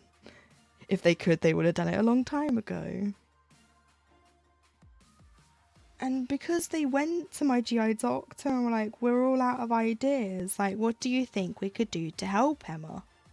He was like, he wrote them up and basically was like, they're useless. These nurses don't know what they're doing. They shouldn't be practicing. And it was like, whoa, why? What? I mean, in the last 6 years? Yeah, no, they told us. Like, we went up there to see them and they were like, so we got written up for trying to help you. And I was like, what? Why? And when they explained, I was like, that is stupid. Why would you why would you write someone up for helping? Because they didn't know what they were doing. Because they'd done everything. They had done everything. They can't just get a needle and thread and sew me up because that doesn't. We've tried that. It doesn't work. Okay. We've tried creams. We've tried medications. We've tried to burn it away. It just grows back. What else are you supposed to do without going under the knife? Like, what else is there? And he was just like, yeah, they're not doing their job. What? In the last 6 years, because this has been going on for 6 years, since I turned 20 and I'm now 26, they have done more for me than he has. If it weren't for them pursuing my care, I wouldn't have my diagnosis. If it weren't for them pushing, I wouldn't know what's wrong with me. Well, you already know I don't like going to doctors. And I just... And I can see why people don't go. I don't like going because it's like, I know what's going to happen. I'm going to turn up and they're going to be like, oh, well, this looks fine. Like, your bloods look fine. So because your bloods look fine, we should just go with that. And it's like, no, we're going to do this now. Because I'm done listening to what you have to say. Because you're not listening to what I have to say. The nurse I saw Tuesday said that I should tell him I feel suicidal. I don't. But she's like, you need to tell him that you do, so maybe he'll do something. And I said, he probably won't. Like, it's getting to that point where she's like, you need to, like, say something drastic's going to happen if they don't do something. And it's like, I don't want to lie though and say that. Because that feels, oh, sorry. That feels wrong to me to say something like that. But it's like, I'm not being listened to when I say that I'm in pain all the time. I cry when I have to use the bathroom. And, like, what else am I supposed to do? Like, I don't understand. I go to a doctor who specialises in the disease I have, and he's just like, have you tried just not having it? And it's like, insert that one clip from Husband Hotel with Alistair and Lucifer. Ha ha.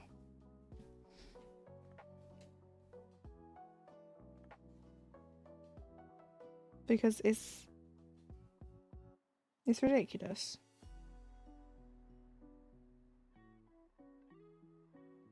And it doesn't help that the NHS is being privatised slowly but surely.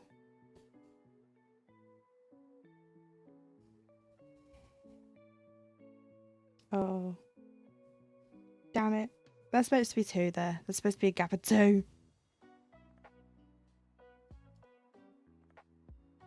Unpicking we go.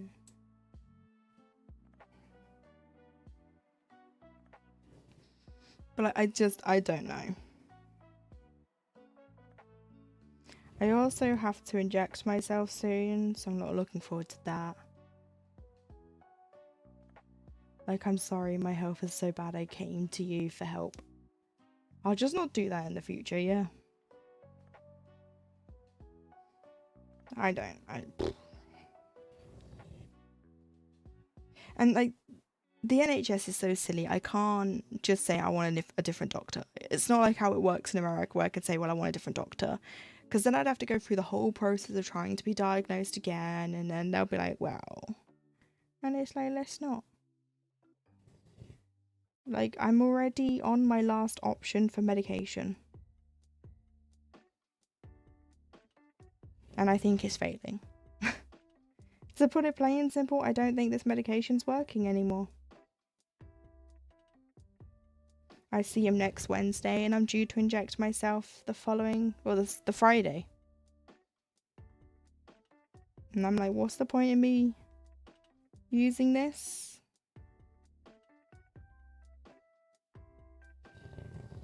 Because it's not doing anything. I'm not seeing any upsides, or I'm not feeling any different. And I don't seem to be getting any better. If anything, I seem to be getting worse, which points to it not working.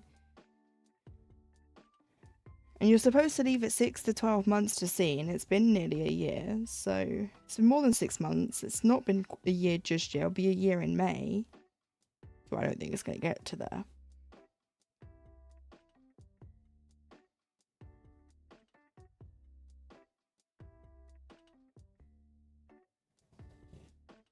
So I don't know. It just seems like even no matter what we say, I'm not going to be listened to, because my mum's going to be going there because she's my carer, so she sees it all. She deals with it all. I'm the only one that can tell them how I feel, but she's the one who can tell them how it looks. And we also document it. Like, I have photos that show the changes it's made. So it can go from looking like really bad one day to like okay the next, but then the day after. And it's like, what am I supposed to do? Like, thank God iPhone has a hidden photos feature. Otherwise, I'm going to scar someone one of these days. That is an option, Lil. That is an option. But I think that's like the last option we should take. Which is why the nurses were like, I also think they were being quite serious. Like, we're coming with you. I see one of them next week, just before, like Tuesday, so the day before. So maybe they will. Maybe we're just going to come with you, Emma. Like, we've had enough. Because they've seen this since it started. They've seen how it's developed, they've seen how it's changed and how it's got better and then how it's got worse. And then when you have a doctor tell you that if they do this one thing, it could fix you, and then they're like, but we're not going to do it. You're going to be like, why not? Why? Like, look me in the eyes and tell me why you won't do the surgery, and the answer you're going to give is not a valid one. If the answer was you will die on the operating table, then fair enough. But it's not. I know what the answer is. And it's stupid. Like, I can tell you, like, I don't mind. It's not graphic.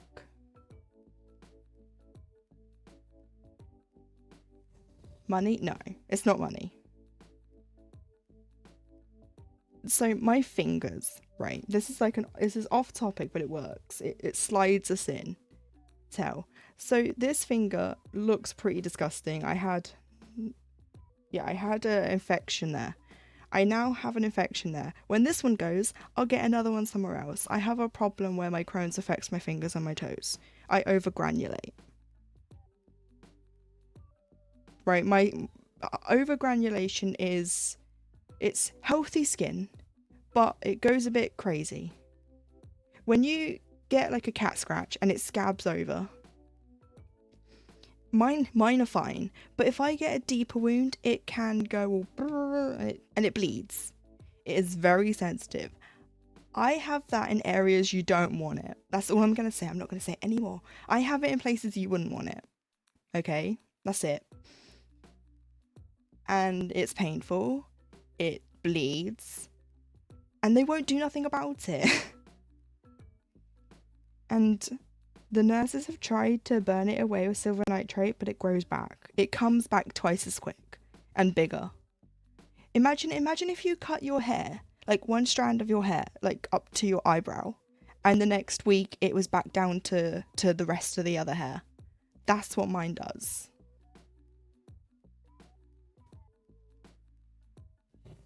So they won't operate on me because they think I will overgranulate. Yet, I had my gallbladder taken out in 2018, right? I had it taken out laparoscopically. If they give me an ileostomy, that's how they'll go in. They will go in laparoscopically. I haven't had any issues with those scars. One scar has adhered to my stomach, like stomach line, the wall. You know, that tissue where you get a six-pack, it's adhered there, and that gives me problems, but it's not done anything worse. And they're like, oh, but we don't want to do something. If I was going to overgranulate on tiny laparoscopic wounds, we would have found out by now. These are fine. These have healed. And they won't. And I'm like, gonna... I've told them if they're that concerned, I will sign a waiver. I will sign whatever they want me to sign so I can have this surgery, so I can have some quality of life. But they won't. And I'm like, you're gonna get me seen by the colorectal team, and they can tell me to my face. They can have a look and they can see, and you can tell me to my face. Because I'm done with this.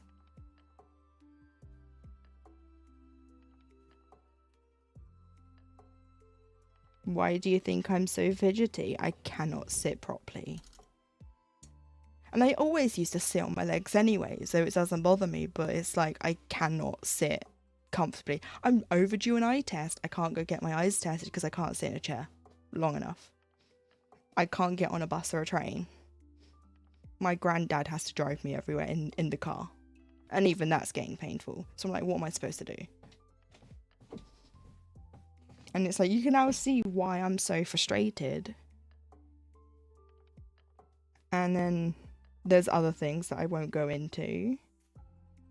But it's like, I need new glasses and can't afford them. Would universal credit not help, or... I don't know. It is ridiculous. eyesight and like eye health and dental should be under the NHS's umbrella of free, like forever. Not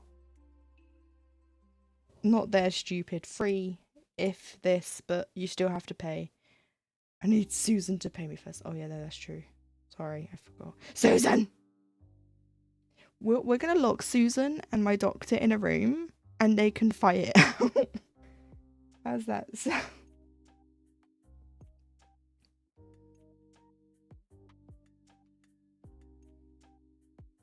Bloody Susan.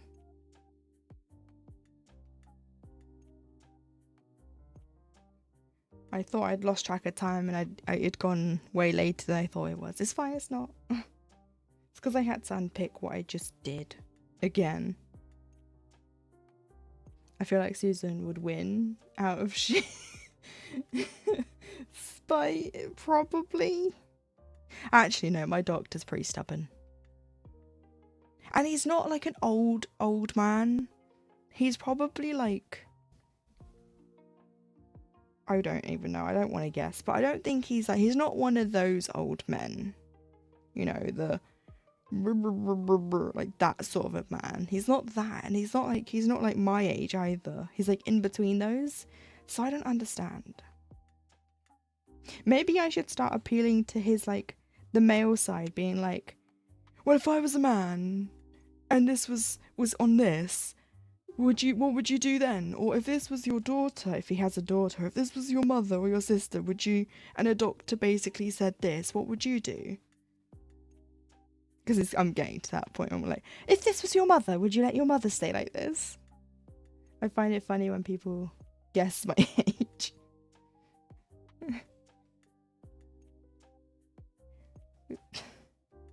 I find it funny too, because people always go lower and I'm like, I'm not that young. I'd left school and mum got stopped by the police when we was in town once. They're like, why is she not in school?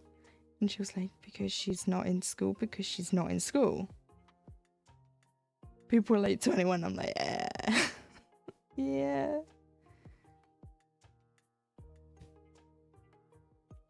I've never bought anything that's required me to be aged, and I have no ID to prove my age.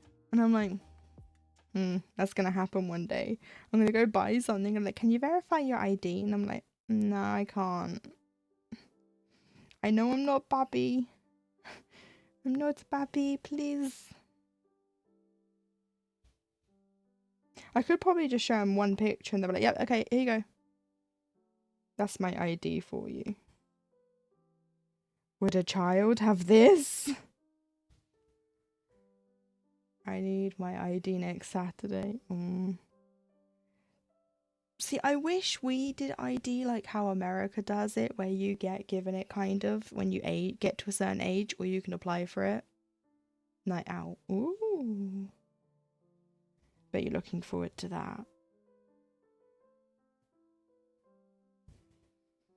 But it's just, I don't know, there aren't any official things to get ID that's not a driver's license. I don't drive. I don't plan on driving.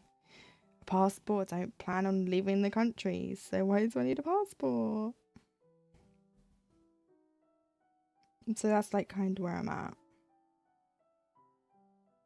This is the night out. My little sister was like, no, you're going. Good.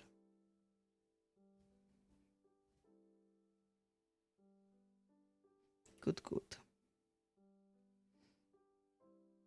Right, what I'll probably do with this is I've got to catch up back up to here. So when I catch back up, that's when I'll call it for today. So because I've had to unpick this, you get me a bit longer. Just a little bit. Not too long. Not too like a ridiculous time, but maybe a bit longer.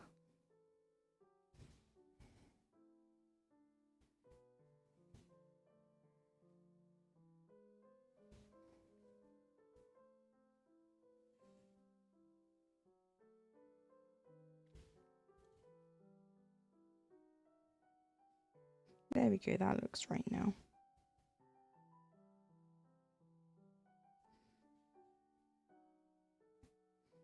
No, I'm glad you have someone like your sister to help you out. It shouldn't have come to it, but I'm glad you have someone there to help you out. And like Susan. Bloody Susan.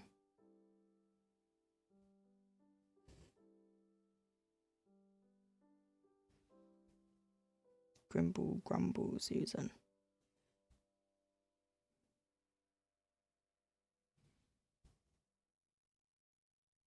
Oh my god, I was watching a YouTube short earlier and I didn't notice this. They actually reference Susan in the pilot of Has Been Hotel. When Alice is doing that little number with Charlie and it goes all like, it's just before Serpentius blows the hole into the hotel. He dresses Vaggie up like Susan and Charlie like Rosie. So he really hates Vaggie as well as Susan. I would need to watch the pilot again. Well, I've told you where it is, you know, it's like the ending kind of. And it's just like, it was just like pointed out and it's like, oh my god, he does. She has a little like animal pelt put over her shoulder and a big hat with a feather. And it's literally just Susan.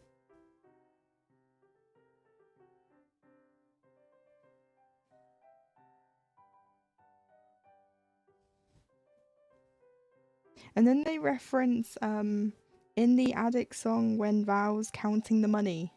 Susan?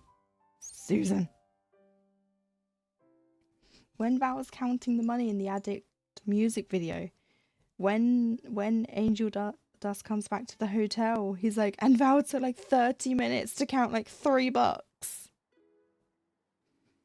Which is also a reference because moths don't have good eyesight. So it takes him half an hour to count $3. And he's also missing an antenna. Val is. There's pictures in one of the places where he's got two. That feels personal. Yeah. But like they made a reference back to it when Angel and Husk come back in. It's like it took him like 30 minutes to count $3.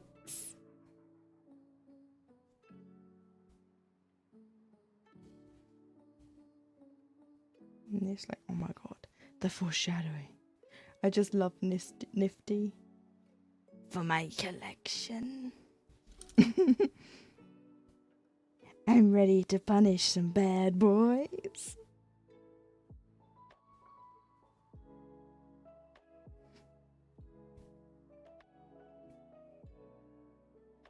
I have a confession. I like to kill baby bugs in front of their mother. Oh no, it's the mother bugs in front of the children. I got it the wrong way round. I feel like Nifty would have messed Val up. Oh, she will. But she also likes bad boys. So it's like, would he be considered a bad enough boy for her to be like, he gets a pass? Because she liked Serpentius until he was like, I'm sorry. And then she was like, yeah. Meh. Yeah, but she doesn't like bugs. Oh, that's true. That's true. She doesn't like messes either. I'm the mess.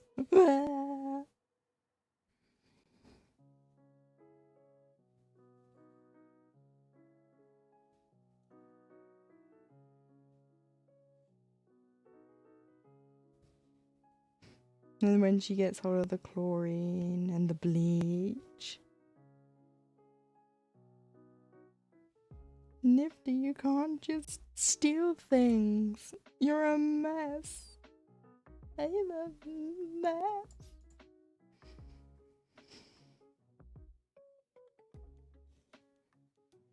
And then she's cleaning the bar, and Pensius is like, Nifty dear, why are you cleaning? It's so dirty. This is a bar. Oh, I wondered why the hotel wasn't clean. Nifty is my spirit animal. She is literally me. We all felt that. Right, I have unfortunately made it to the other side. Womp womp. You know what that means. Look, you got me for nearly 4 hours. I think that makes up for my 2-day absence. I'll be back on tomorrow. I promise. We'll be working on this some more.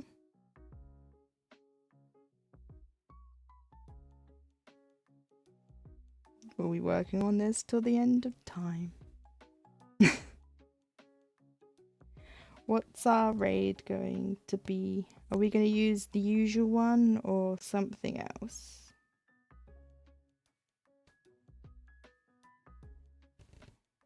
What's the vibe we're going for?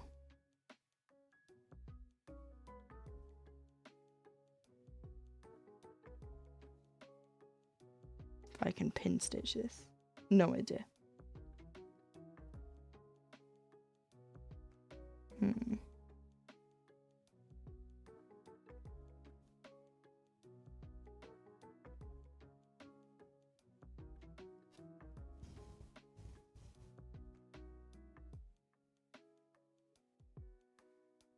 Right. There we go. Sorry, I punched the mic right there. Sorry. 247 stitches, and I need to stretch my shoulders. Ugh. Right. Let's see.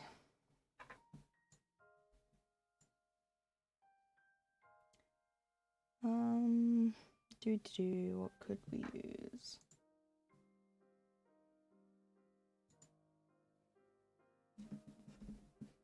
Hang on. I need the keyboard. Oh god. Wrecking the joint.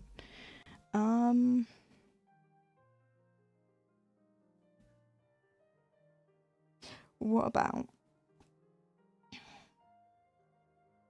we're hopping from one pond, something like we're hopping from Emma's pond to yours, and we're bringing the good frogs, because we don't need to bring those stupid frogs that bring bad juju. We don't want any of those kind of frogs, you know, where you have to frog things. But how do I word it? My brain's fried. We've got ads starting. Hang on, I'm gonna snooze. No ads yet. Let's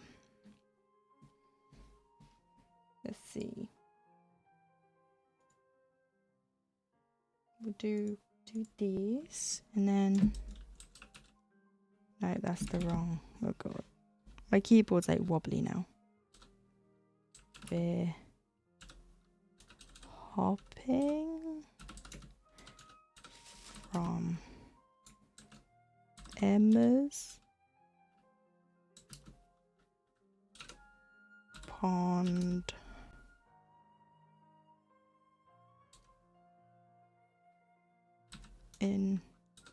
into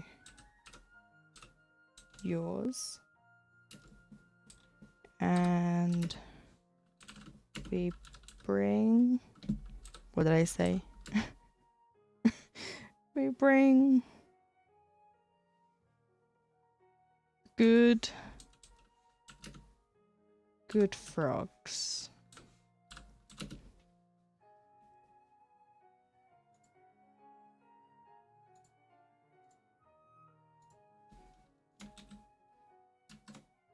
How's that one? How's that, guys? You can tell me it's rubbish.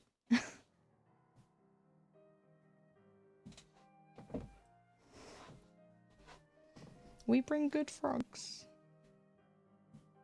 I love it. Good. That's what I like to hear. Right. Let's see if I can.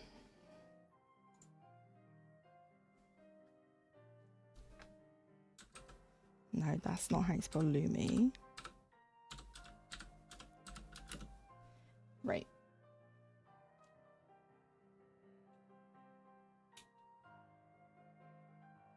Oh, it's working.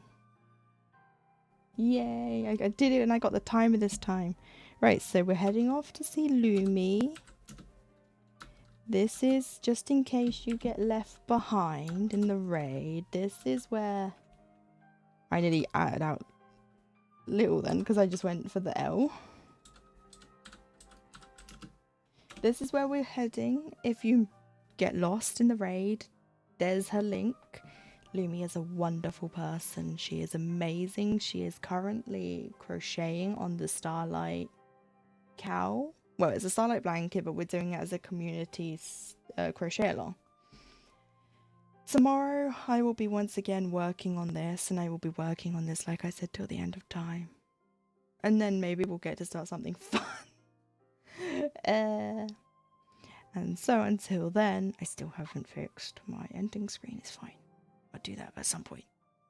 Until then, I shall see you all then.